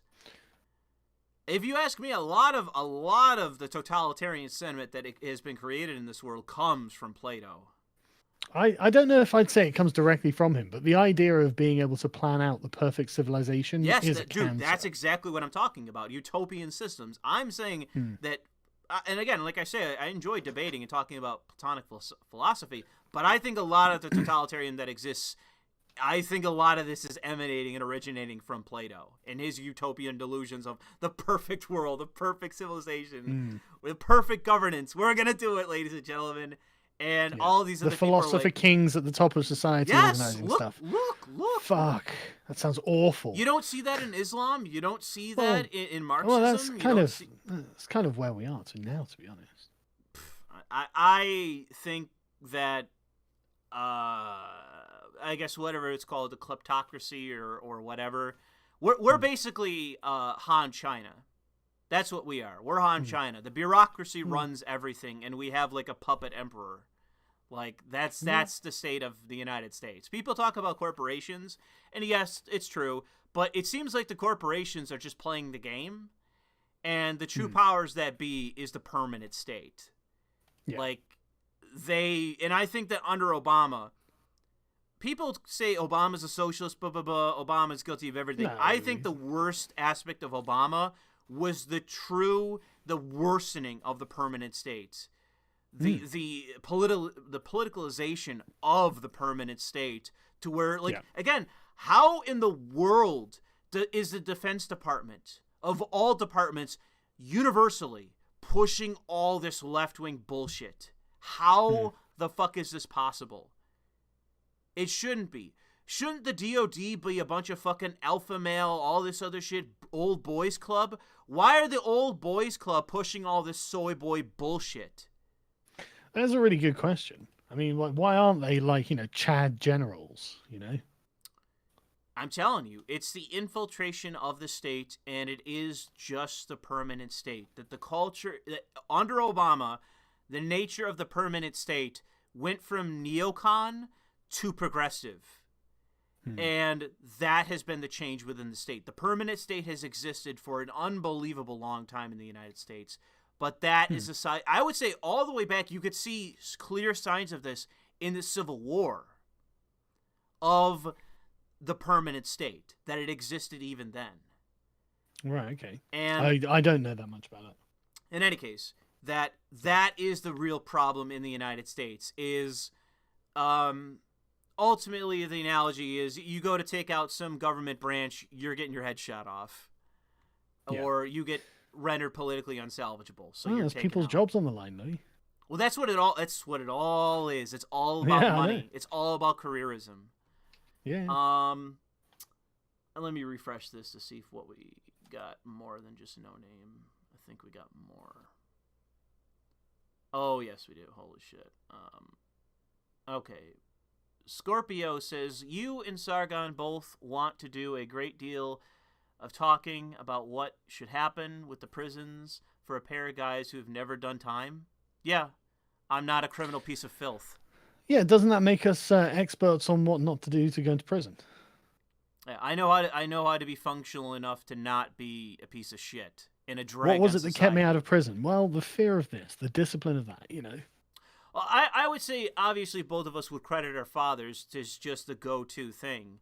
But I would say that I was either brought up or convinced myself to a point of irrationality, perhaps, that being on the right side of the law is the right thing to do, and that those that cross that boundary should be punished. I'd say, if you're going to cross that boundary, you better have a fucking spectacular reason. And the fact that, well, the jails are disproportionately full of black people, that's not a spectacular reason, I'm afraid. Well, the thing is, and this would be, I guess, the thing that I'd wave my finger at you would be, is that, and this is why I say beyond the point of being reasoned with, because I don't care, is crocodile tears. Crocodile tears don't convince me. I got caught. I'm so sorry. Cry, cry, cry. I don't care. And you won't convince me with that.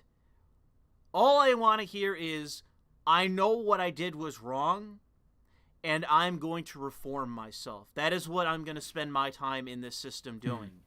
Reforming myself so that I am no longer this person. That, to me, is the convincing statement. But I don't ever fucking hear that. I hear, oh, I'm sorry I got caught. Feel sorry for me. I don't. And I think that's the problem too many people have. Is they are persuaded. They are weak when it comes to being persuaded, manipulated by this filth.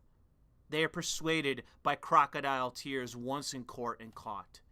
I think that is the true weakness of our societies, the pussification of our societies, is they listen to these people and they're manipulated by them. And I think that's tens of millions of people.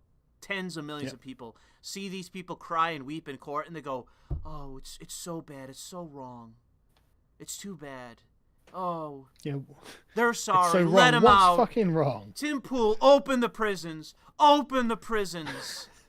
No.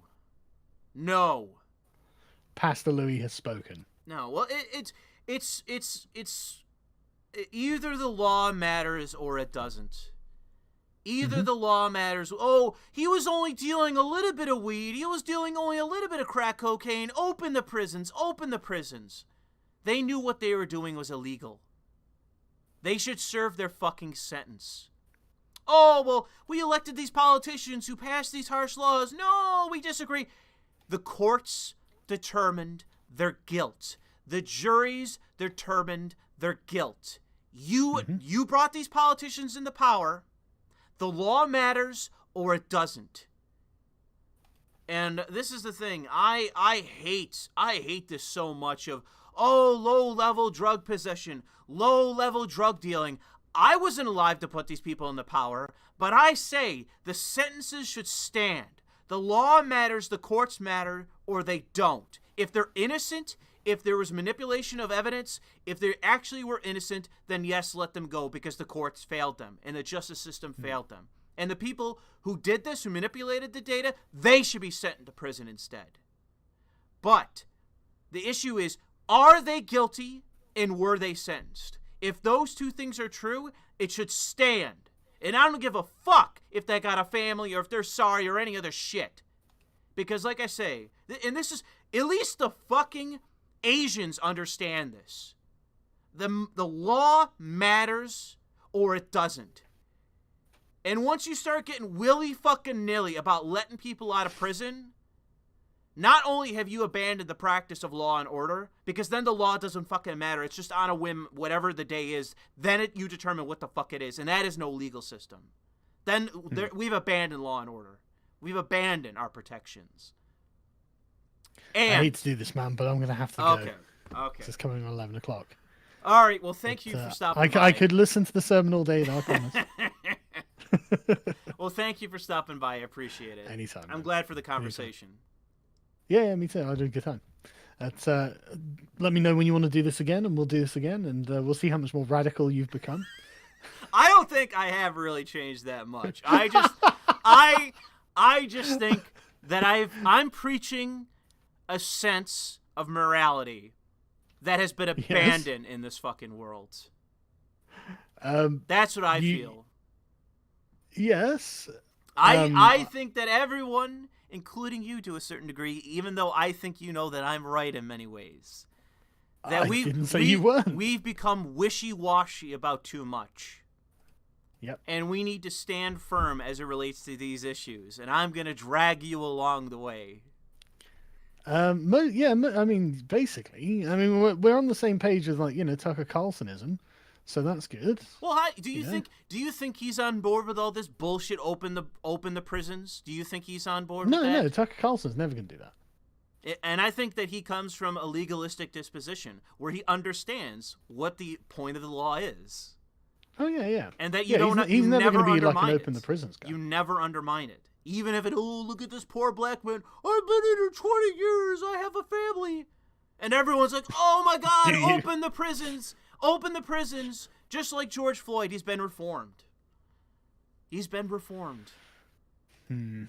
All right, but you got to go, so I'll let you go. Yeah. Yeah. Take it easy, man. I'll speak to you next time. Thank you. Bye. All right. All right. So let me close that. And in any case, to end on that particular issue, like I said, when it comes to legalism, you fundamentally have to understand that the more willy-nilly, wishy-washy you are with the law, the less the law actually matters. And I think that sends, and it's very clear when there's been examples of this. And in Nazi Germany is an example of this. When you are wishy-washy with the law, you just decide on a whim what the fucking law means, then you don't have a society worth salvaging anymore. You will cross a line that each political party just determines what the fucking law is. And that's no kind of salvageable society. Everything will fall apart coming from that. And so, I say, keep the prisons fucking closed. Serve your sentence and shut the fuck up. I don't want to hear your cries. I don't want to hear your moans and tears. Reform yourself, serve your sentence, but otherwise, shut the fuck up. And any of you sympathizers as well, if you want to reform the prisons, that's fine. If you want to try to go after recidivism and all that, I'm right on board with you. But when it comes to this bullshit open the prisons policy, fuck you. Fuck you. And hope you get fucking raped and murdered by one of the people you helped release. I hope you get what you fucking deserve in that way. Because you're more than willing to let these people out to rape and murder and pillage all of us. You don't think you're going to have to deal with the consequences of what you push for. And this is what I'm saying, including to Tim Pool.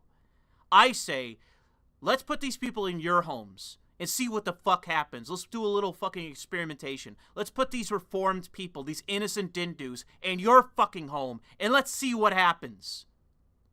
2 birds with 1 stone. We terrify everyone so that they fucking understand the nature of this. And 2, we kill off the useful fucking idiots, the professional simps for the criminal class. The psychopaths and sociopaths of our fucking society that are manipulating all of you. So yeah, I can't take it. This has been one of the issues that have pissed me off the most. Because, bro, we're in the middle of a nationwide fucking crime wave. The shootings and the murders and the robbery and all the shit that's been going on in every city across the state in New York. Every city. Albany, Syracuse, Rochester, Buffalo, New York City. Massive fucking crime wave. And we got you fucking retards pushing for opening the prisons. And you think that's going to help this situation? You people are ridiculous. And I hope you get what you fucking deserve.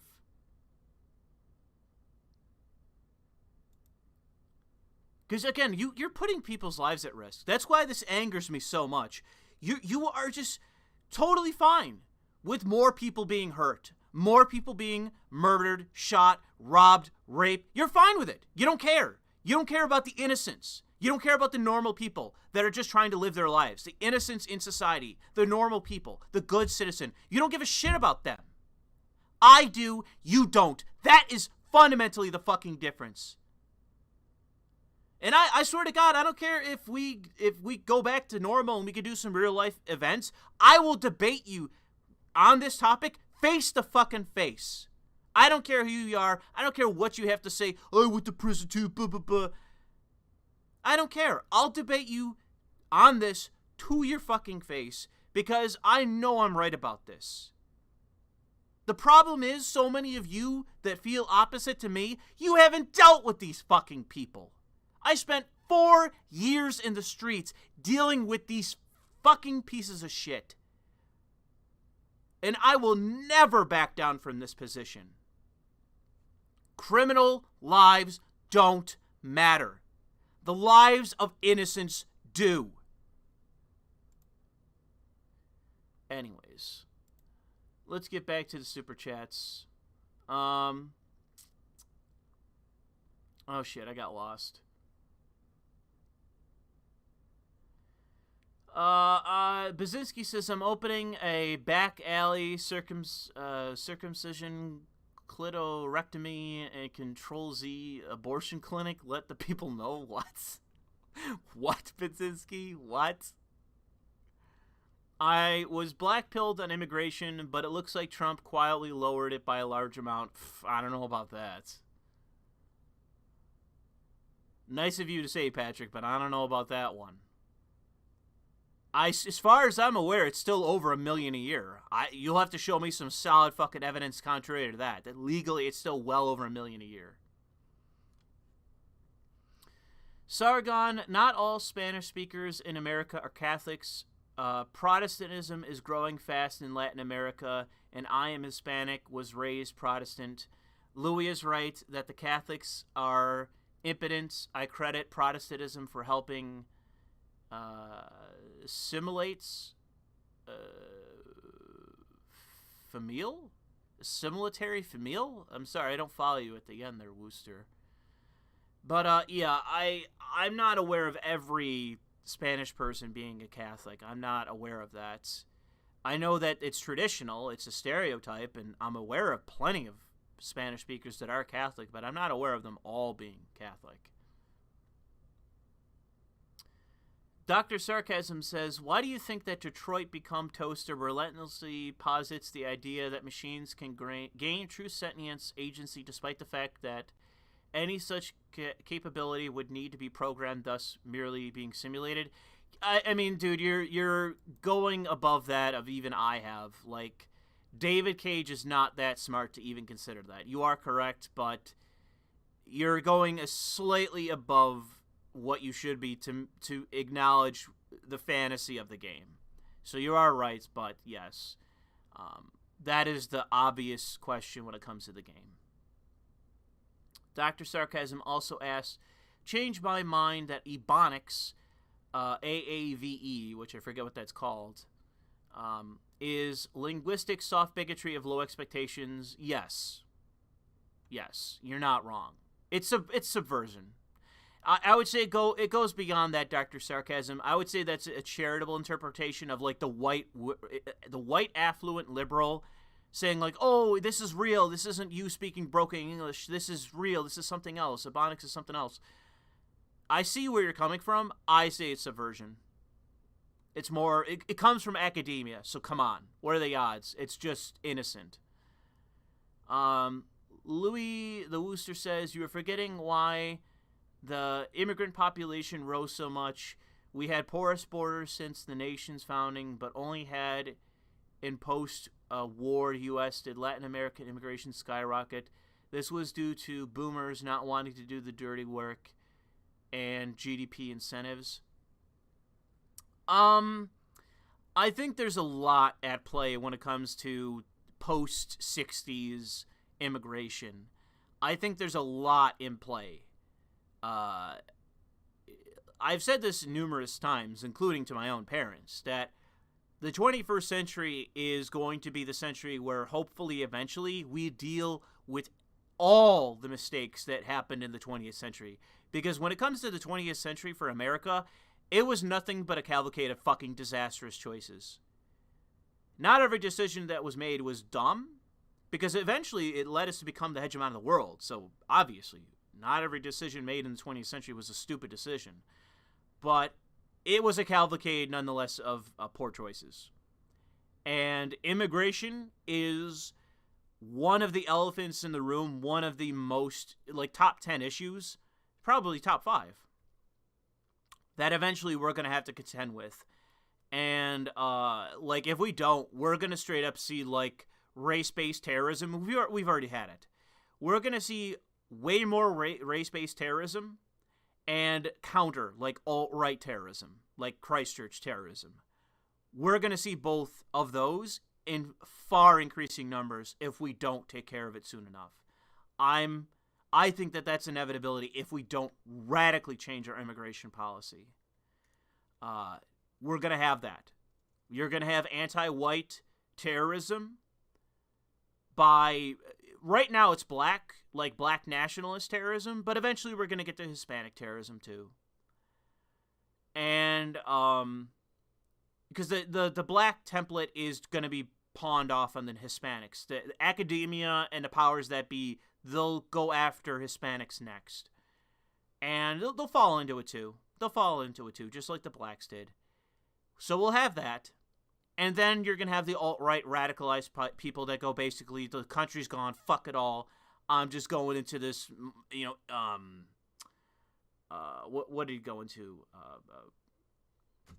Oh, God, what are the fucking Muslim churches? Oh, God, I'm blanking on it completely, sorry, but they're going to go into their houses of worship and just open fire, or black meeting some black group or whatever. They're going to do the exact same thing. Like, they're going to go off and start murdering people and publishing on fucking Facebook or some shit. And we're going to have more of that, and I don't want that. There are solutions, but I don't know, the powers that be, they just think that we can just do this forever. We just can do this forever, that there's not going to be any consequences. And I would say to the alt-right types, don't go after random innocent black people or Hispanics or whoever. Go after the politicians. And I'm not going to shed a tear. That's who's responsible for this.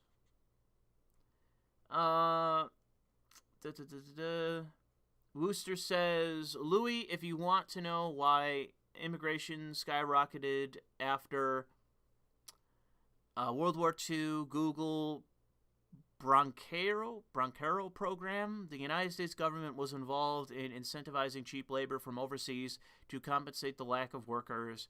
After the war, the program stayed because of cheap labor. Yeah, it's very clear that after the Second World War, what was originally thought to be, like, even look at the fucking the income tax. Look at the income tax. The justification for the income tax. That was like in the 20s. It was like, oh, we got to raise money for government programs, blah, blah, blah, blah, blah. And then it was permanent. And the income tax is actually very effective. And I would be fine with keeping the income tax and eliminating, like, all these other taxes. But, it's very clear that I've already said, it's the permanent bureaucracy. Like, the state has basically found a way to guarantee its continual growth.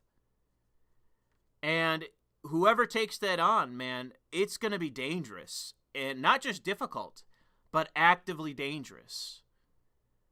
And I'm not even saying, like, CIA, JFK, whatever. I just mean, like, anyone that actively takes on the permanent state, you're going to have the state revolt against you.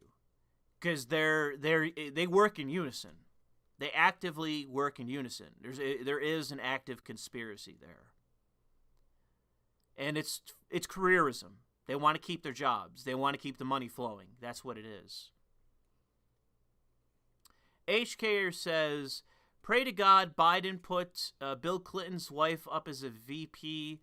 We get two birds with one stone. Also, have you guys seen Milo versus Jangles? I have not.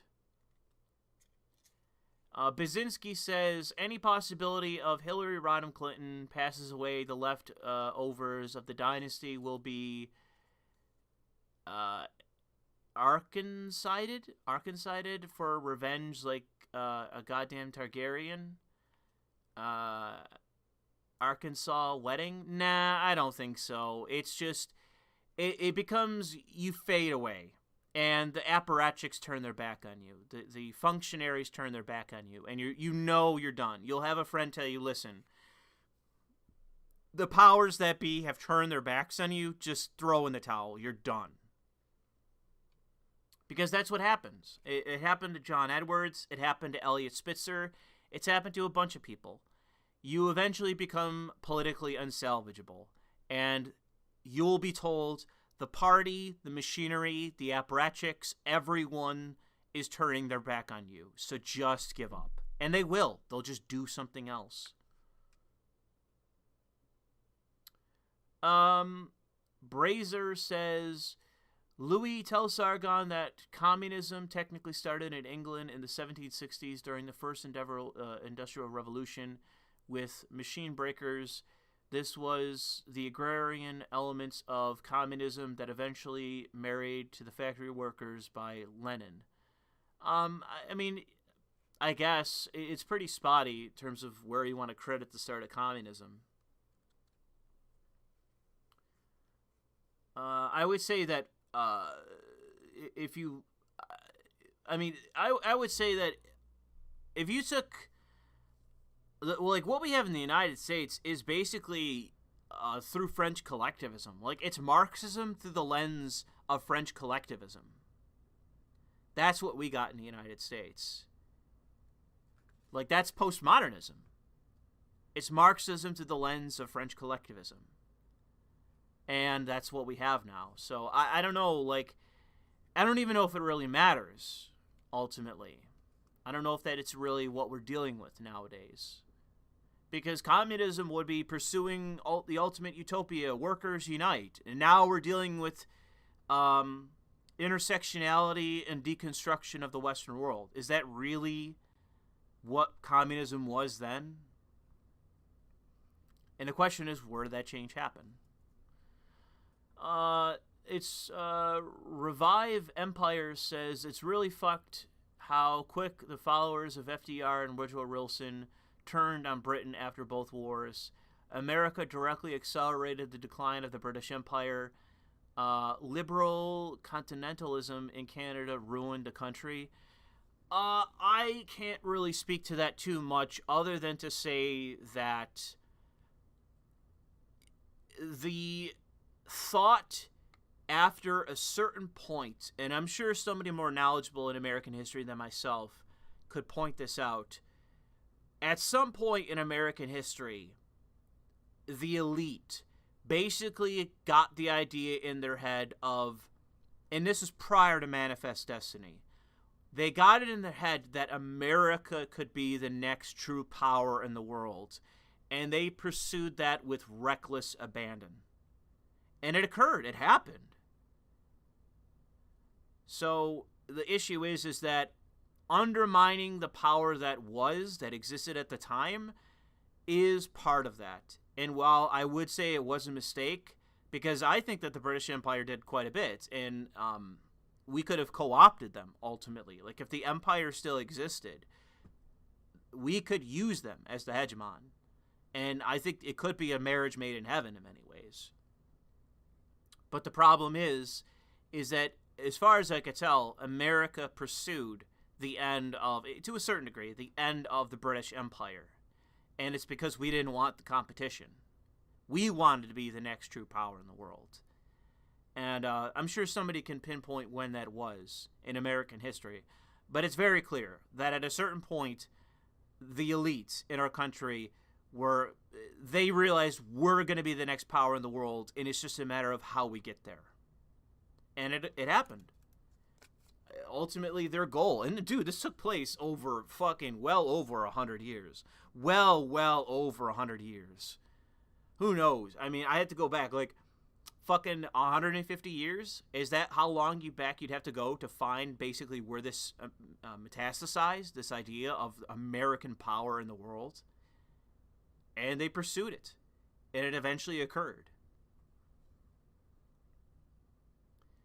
Like it is with everything, in hindsight, everything is crystal clear, and you could realize the mistakes that were made and what was a good decision and what was bad. Wooster says, Louis is attacking leftists by saying that Marxist, socialist, and communist ideology, by saying it's anti-human. Louis is attacking the leftists by saying that Marxism, socialism, communism as an ideology, by saying it's anti-human, is it a viable strategy. This uses their language against them. You have the right sentence. You have the right idea. But it's basically, and I think Sargon has talked about this, creating a moral argument, a moral imperative to say that this, these ideas and this sentiment of these people is immoral. That is the correct strategy. Saying it's anti-human, I'm not a humanist. Fuck humanism. I don't care about humanism. Fuck it. I don't care. So if I don't care, why should anybody else? I'm college educated. I'm not that unintelligent. I'm fairly well read. Fuck humanism. I don't care about humanism. I'm not a humanist. So when it comes to the perspective of, is it anti-human? Well, arguably, but I don't know if that's really the convincing strategy that wins. The winning strategy, the tactically advantageous thing to do, is to make it a moral imperative for us to win, that we have a vision that isn't just my freedom, because I'm sorry, that's not going to work. I agree that's my disposition too, is, let's all be free and fucking be hedonistic fucking retards. That's so fucking great and such a worthwhile thing to do. But the fact is that's not a winning strategy, and that's not going to get us fucking anywhere. We need a moral vision. We need a moral argument. And once we manage to unite behind that, that to me is the path by which that we defeat these people. It isn't going to be libertinism and hedonism and quasi-nihilistic bullshit. We're free! We're free to be a fallen fucking society. We're free to be fucking Gomorrah. That strategy is trash. And so is this idea of live and let live. It sucks, and it's failed. It's dead. It's not going to get us fucking anywhere. We need an actual moral vision for the future. And humanism is not going to get us there. But I appreciate the sentiment of what you're saying here. The guest says, I'm on board with your keep the prisons closed rant so long as it only applies to violent crimes. My libertarian senses tell me that there are many things illegal that shouldn't be. Well, again, you're thinking through an ideological lens, and you're disrespecting and disregarding legalism. You're looking through an ideological lens, and you're saying, well, there's things that should be illegal, so open the prisons. The question isn't whether this thing should be illegal or legal. The question is, did this person violate the law? Did they knowingly violate the law? Did they choose to violate this law, which is on the books? Did they violate the law?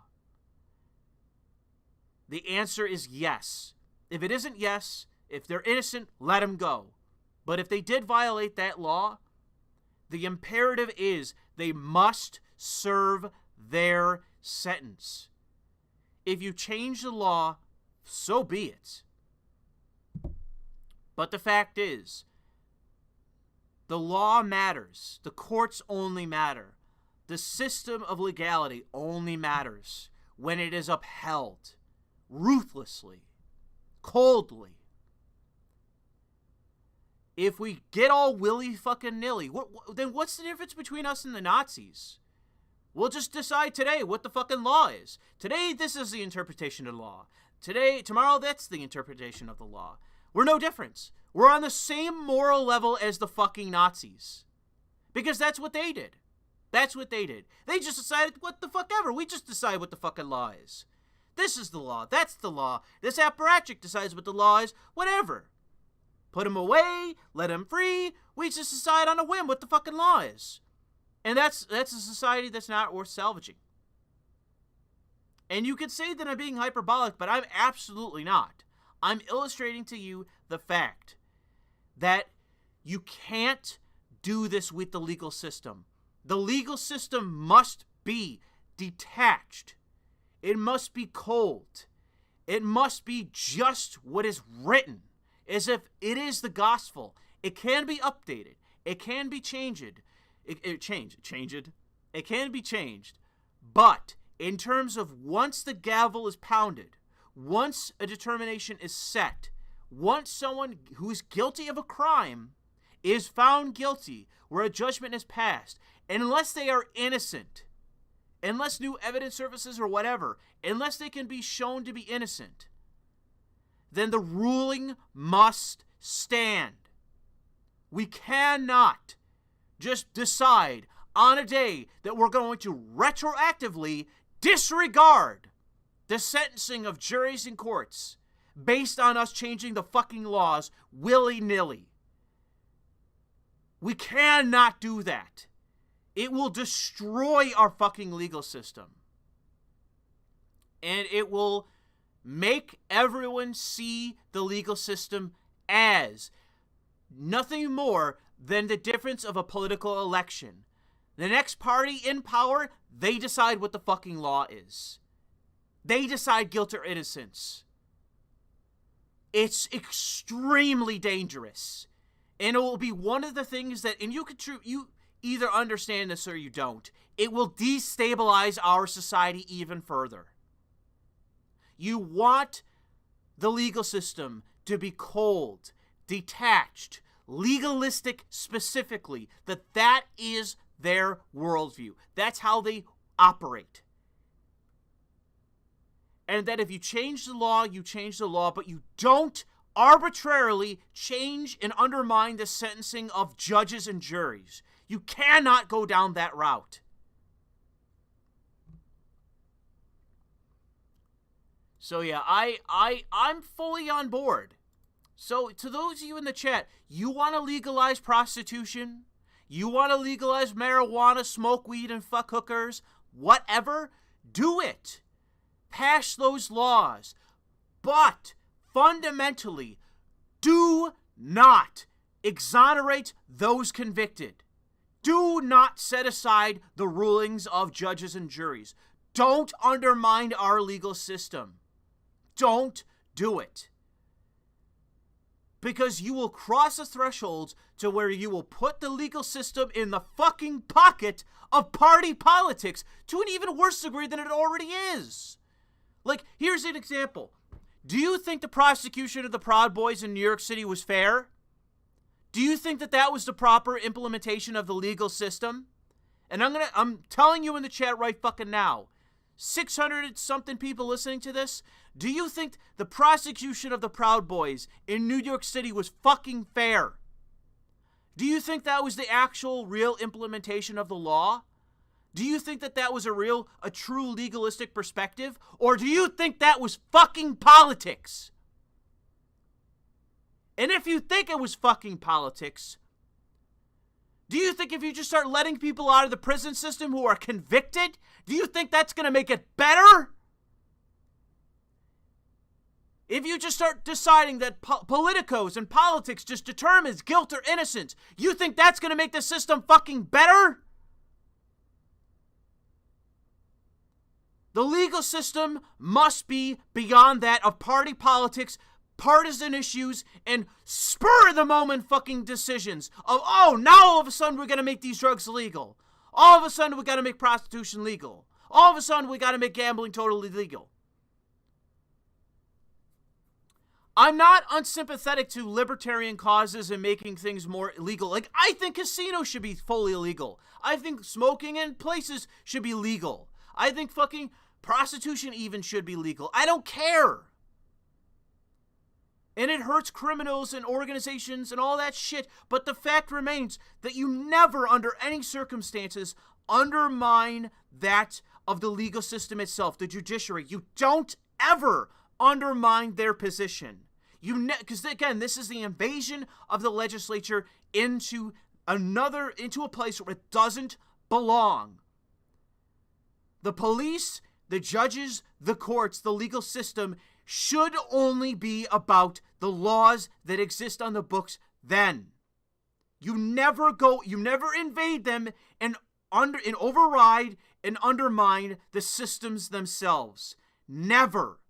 It's extremely dangerous. So, while I understand the ideological urges to fucking make lead Weagle and all this bullshit, that's fine. Do it. Hold a referendum. I'll vote yes. But the fact is, as it relates to opening the fucking prisons, you will never convince me. Ever.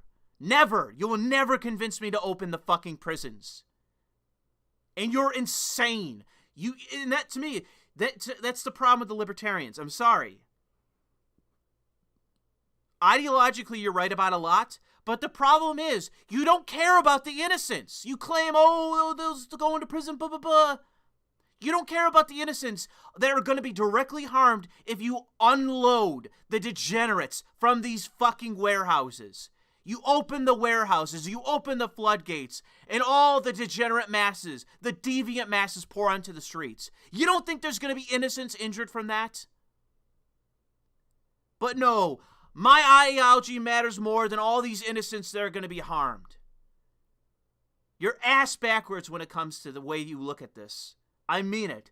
I sympathize with what you want, but I'm telling you, it will be the biggest fucking mistake if we open the prisons. You will see so much harm. All right? I'm hoping I'm making it clear. Here. I sympathize ideologically with the libertarians, but don't open the fucking prisons. Don't undermine the judiciary. Do not undermine the judiciary. Don't do it.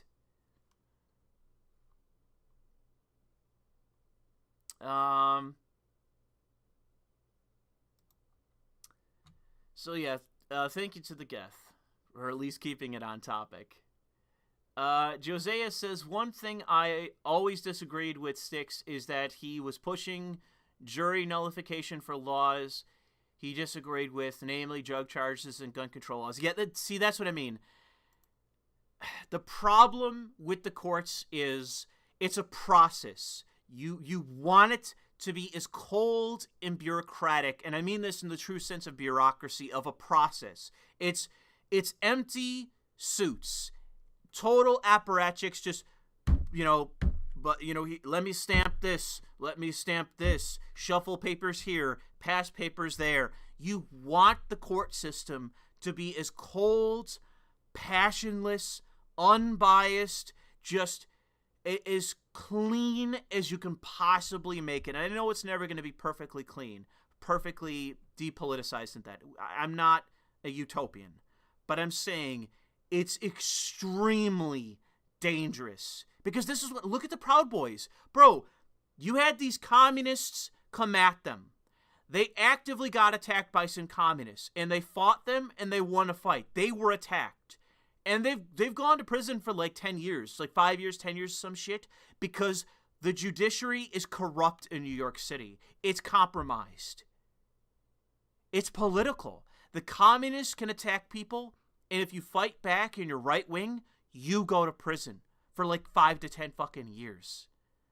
It's extremely dangerous to politicize the judiciary. And some will say that I'm hypocritical about talking about putting rednecks in prosecutors' offices. The point of being, like, a prosecutor is political. A prosecutor is elected. And the issue is, I trust your average right-winger to be like, well, the law is the law. That's what your redneck is going to say. The law is the law. I didn't write this law. The law is the law. I'd rather have that be the case than ever risk getting a left-wing prosecutor at this point, who just determines, and this is the fear.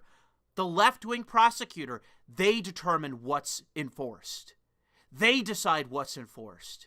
And that is extremely dangerous. If some guy breaks into a house and a guy shoots him dead, the right-winger is going to go, well, the law is the law, castle doctrine, the law is the law, this is his property. That's what the right-winger is going to say. And while they will have their political sympathies in that, again, I'm not utopian. You're going to have your biases. But I don't want this cynical left-winger in there. being like, you know what? They're a Proud Boy. They're basically a white supremacist. 10 years in prison. Well, the communists that fought them and initiated the violence, no charges. I'm telling you. Be careful, ladies and gentlemen. Be very careful with this. So thank you for that. So yeah, with the right-wing prosecutors, I think that you have a very good chance for fairness. And that even if, let's say, you get some right-winger in there, you get a right-winger in court, he did some crime, and you have a right-wing prosecutor that's even the layman, the average guy, he's going to say, well, you broke the law. The law is the law. You broke the law. I don't care if you agree with me on everything. You broke the fucking law. It could be this as simple as that. It's like the conversion of people with, you know, 100 IQ or a 90 IQ in the 160s. You know, it's the combination. It's the same thing. And I'm not saying that's what I have, but I am saying maybe I'm closer to the 100. I'm saying that that is the convergence of where it makes sense. You want the law enforced, and you want it fair, and you want it enforced. You don't determine what the fuck the laws are. It's not your role to do that. It's the Supreme Court ultimately determine what's constitutional or not, but they don't write the fucking laws, and that's why everyone's screaming, the Supreme Court, SCOTUS, is because they're creating fucking laws. It's a problem. And that's, when you say open the prisons, okay, here's the thing. I want you to explain to me how the Supreme Court creating law is wrong, but opening the prisons is right. Setting aside juries and judges, how that's totally fine, setting them aside, their judgments aside. Doing that is fine, but the Supreme Court inventing laws, how that is somehow a problem. To me, it's the same fucking thing. It's the same fucking thing. The Supreme Court undermined the legislature, and the legislature undermining the courts. They're delving into territory that they shouldn't be. It's not the role of the Supreme Court to create law. And it's not the role of the legislature to undermine the courts. This should be fucking totally reasonable for people to understand, but I think people have gone off the edge. I think everyone's been ideologically radicalized.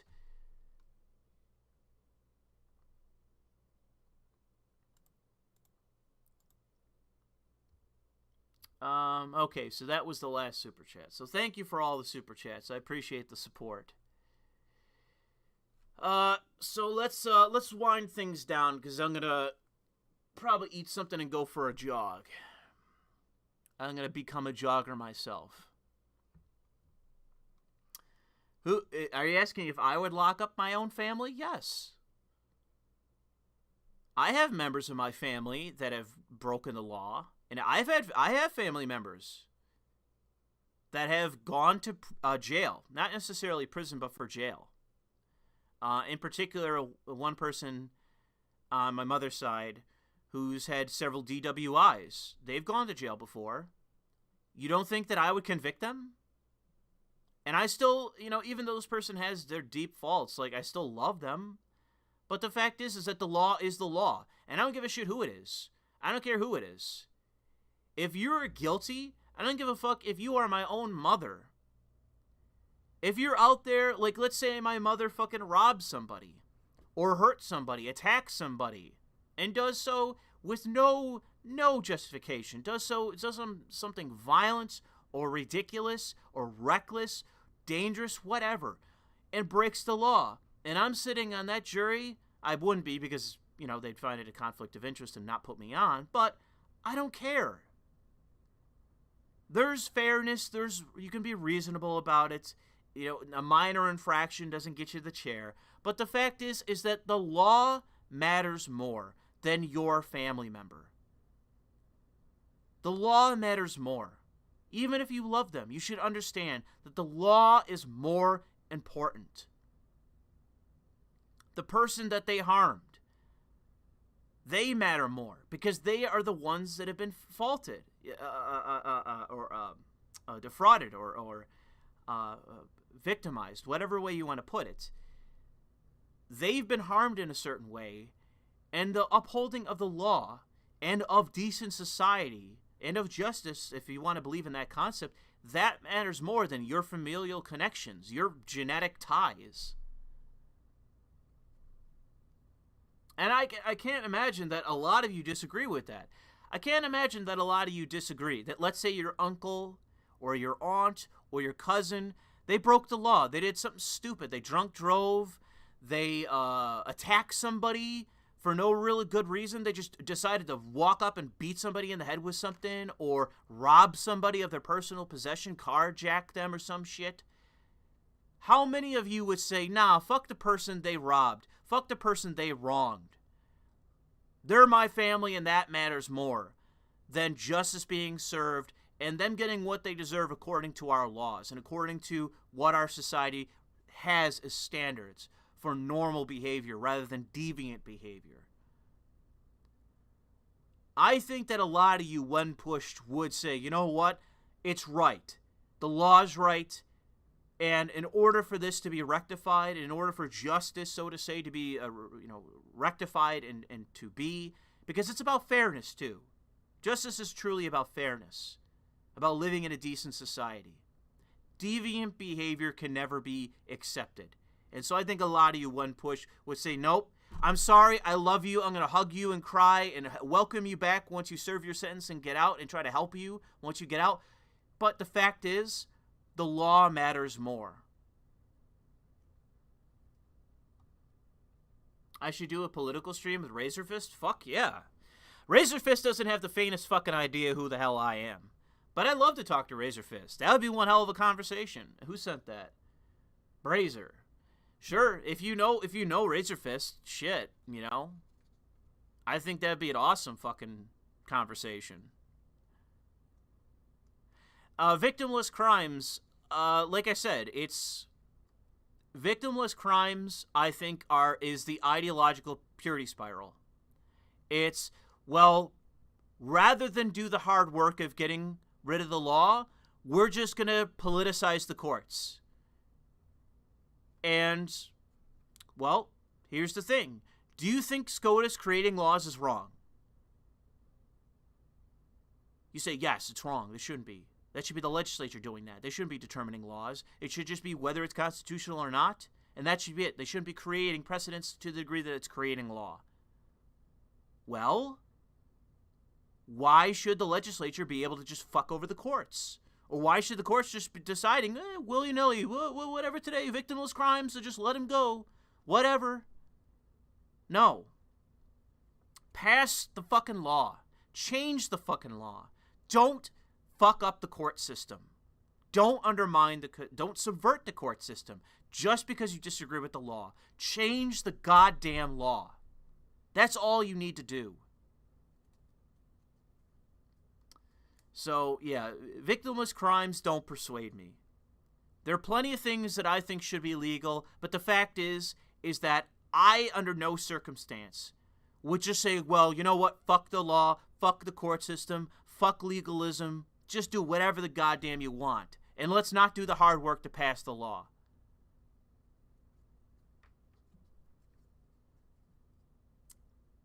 Razorfist mentioned me in passing in one stream. I don't know if he watched any of my shit or not.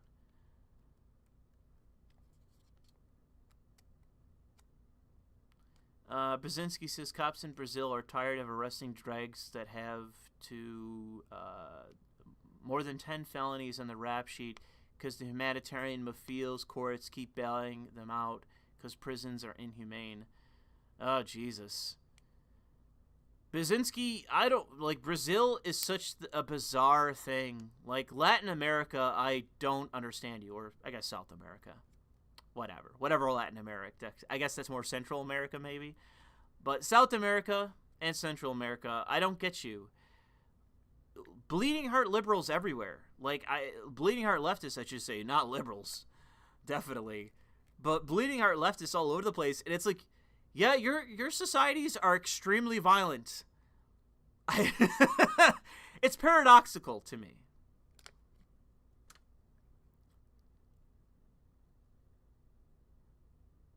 I've talked to Rags before. I don't know. EFAP. I've tried to get on EFAP before. I was even told that I get on it by Mueller or one other person. I was told I got a spot on it, and that was like well over a year ago. I've had plenty of people promise me spots on podcasts, and to no avail, to nothing to occur.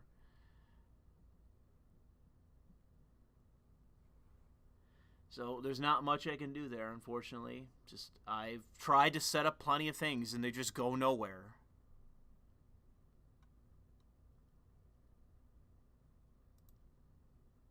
It is what it is, so to say.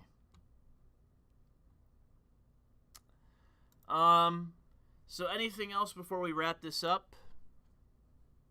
Because I do want to keep it under 4 hours. We've been going for quite a while.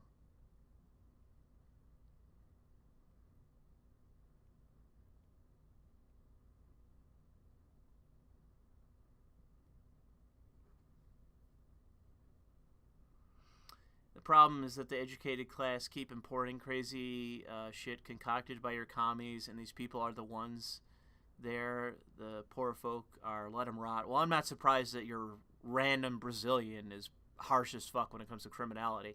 Any society that has a ton of criminality, the average person is pro basically shoot them on the streets. But I guess it's just a difference of the powers that be just are what they are. And that's unfortunate.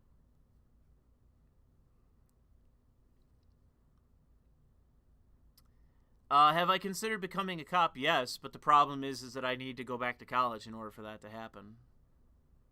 I'd have to get a degree in criminal justice, and I would have to then go through all of the training. And I'm 30 years old, so it's kind of late in the game for that transition. Plus, I've already said this before, I don't have the temperament to be a cop. I'm too... The worst way of saying it would be emotional, but I would say passionate. I'm too passionate to be a cop. It seems that the correct cop is a guy that's basically as depassionate as possible. That seems to be the correct cop.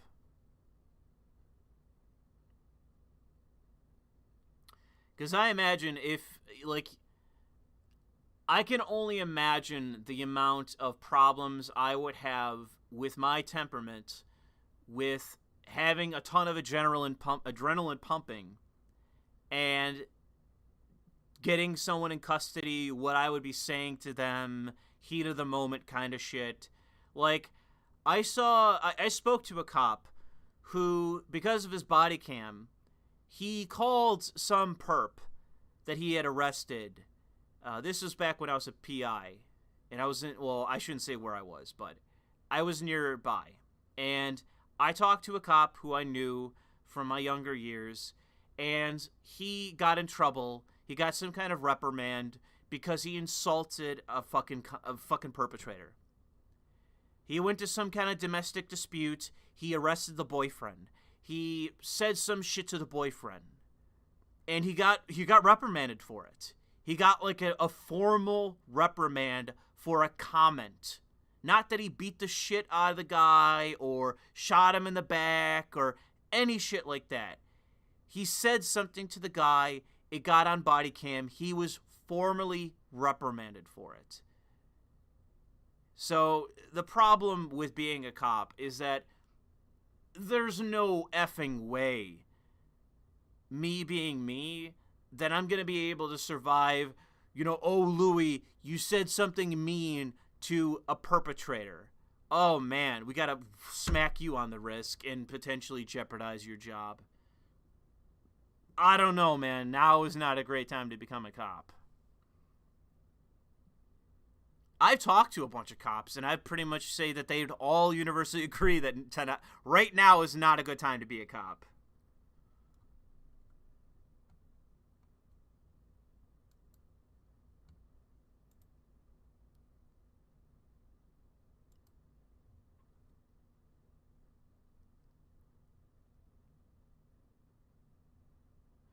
All right.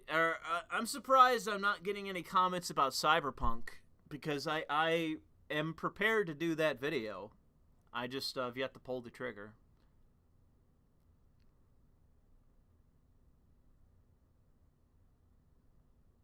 The guy that shot Rayshart is being hanged for murder. I don't know if they're going to get a conviction on that. I think I've already talked about that before. Breaking out a sermon on the spot with a criminal. See, that's the thing. I am a mouthy guy, especially when I'm heated. So that's the issue. Like I said, I think I'm a little bit too temperamental to be a cop.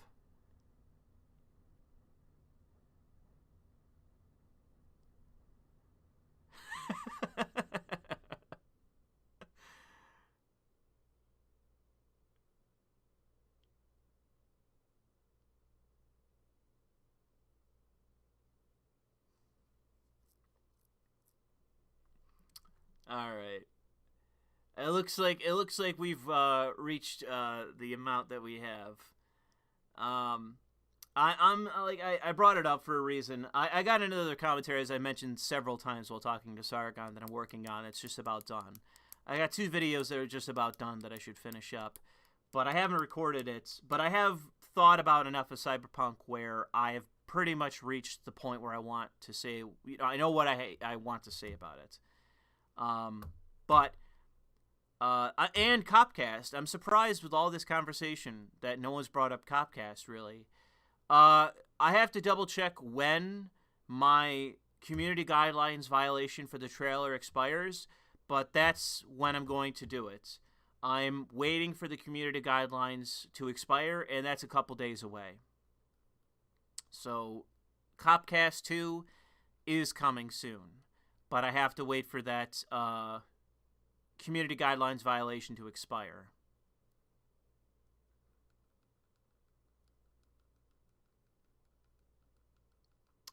I would say, to give you a spoiler for the Cyberpunk video, that there is a good chance that the game is going to be good.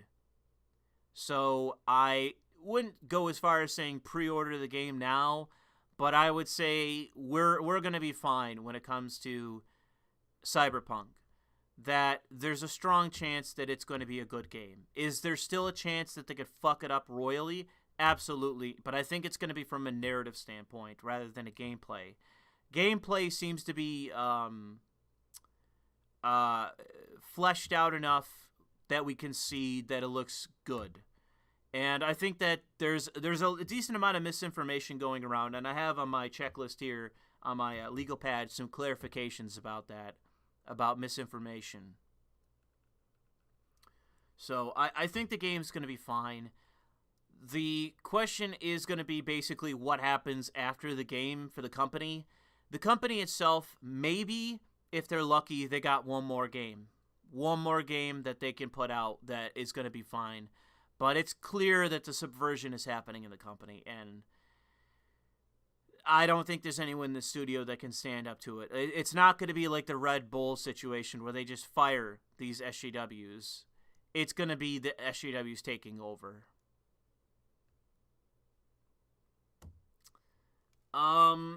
So yeah, Copcast 2 is happening soon. It's just, I gotta wait for that community guideline strike to expire. Because I very much expect to get another one.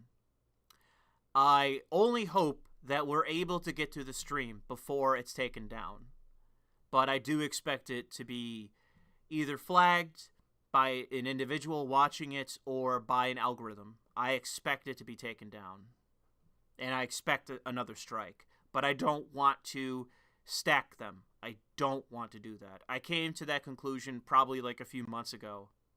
I said, you know what? I'm going to have to delay this shit. When I put up that trailer and it got hit, I was like, fuck. I weighed it for quite a while what I was going to do, but I came to the conclusion eventually, like, I got to fucking delay this. Because I can't risk getting 2 in a row. Because all you need is one random bullshit fucking strike and you're done. And I can't risk that.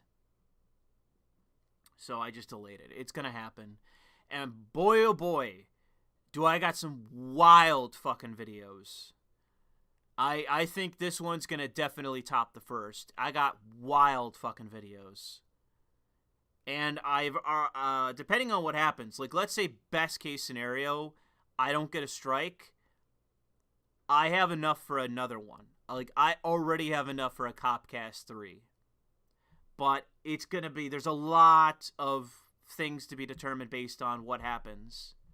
And just understand that I can't guarantee anything outside of it's going to happen, but I'm waiting for my strike to expire. All right. Well, let's end it there. I appreciate everybody's support and messages and the amount of people that turned out today. It was very, very big turnout today, and I appreciate that fact. And I'm gonna get to putting up some content for you guys because I know that I've been slacking off for about the last week or two. So like I said, I'm gonna go eat and then go for a jog before it gets dark out. But before I go, I'd like to thank everybody that's supporting me on Subscribestar, and I would ask those of you listening to this, if you haven't already, support me on Subscribestar for as little or as much as you'd like to. If you haven't, follow me on Parler, Gab, Twitter, and Facebook, or especially right here on YouTube. I have a secondary channel, which I am kind of determining what I want to do with it, and a BitChute. That is pretty much my fallback should I be banned. So be sure to follow me everywhere where you feel appropriate, but more importantly, subscribe to me at Subscribestar. Follow me there. Thank you for joining me today, and thanks for all of you that sent in super chats through Streamlabs and support me that way and asked all those questions. And I hope you enjoyed the conversation and the engagement with Sargon today. I think we had a good conversation. I enjoyed him joining me today, and hopefully he can join me not too far into the future as well, because I think we had great commentary together. And so be sure to follow me and stand by for more content in the near future. Thank you for watching and joining me today on this stream.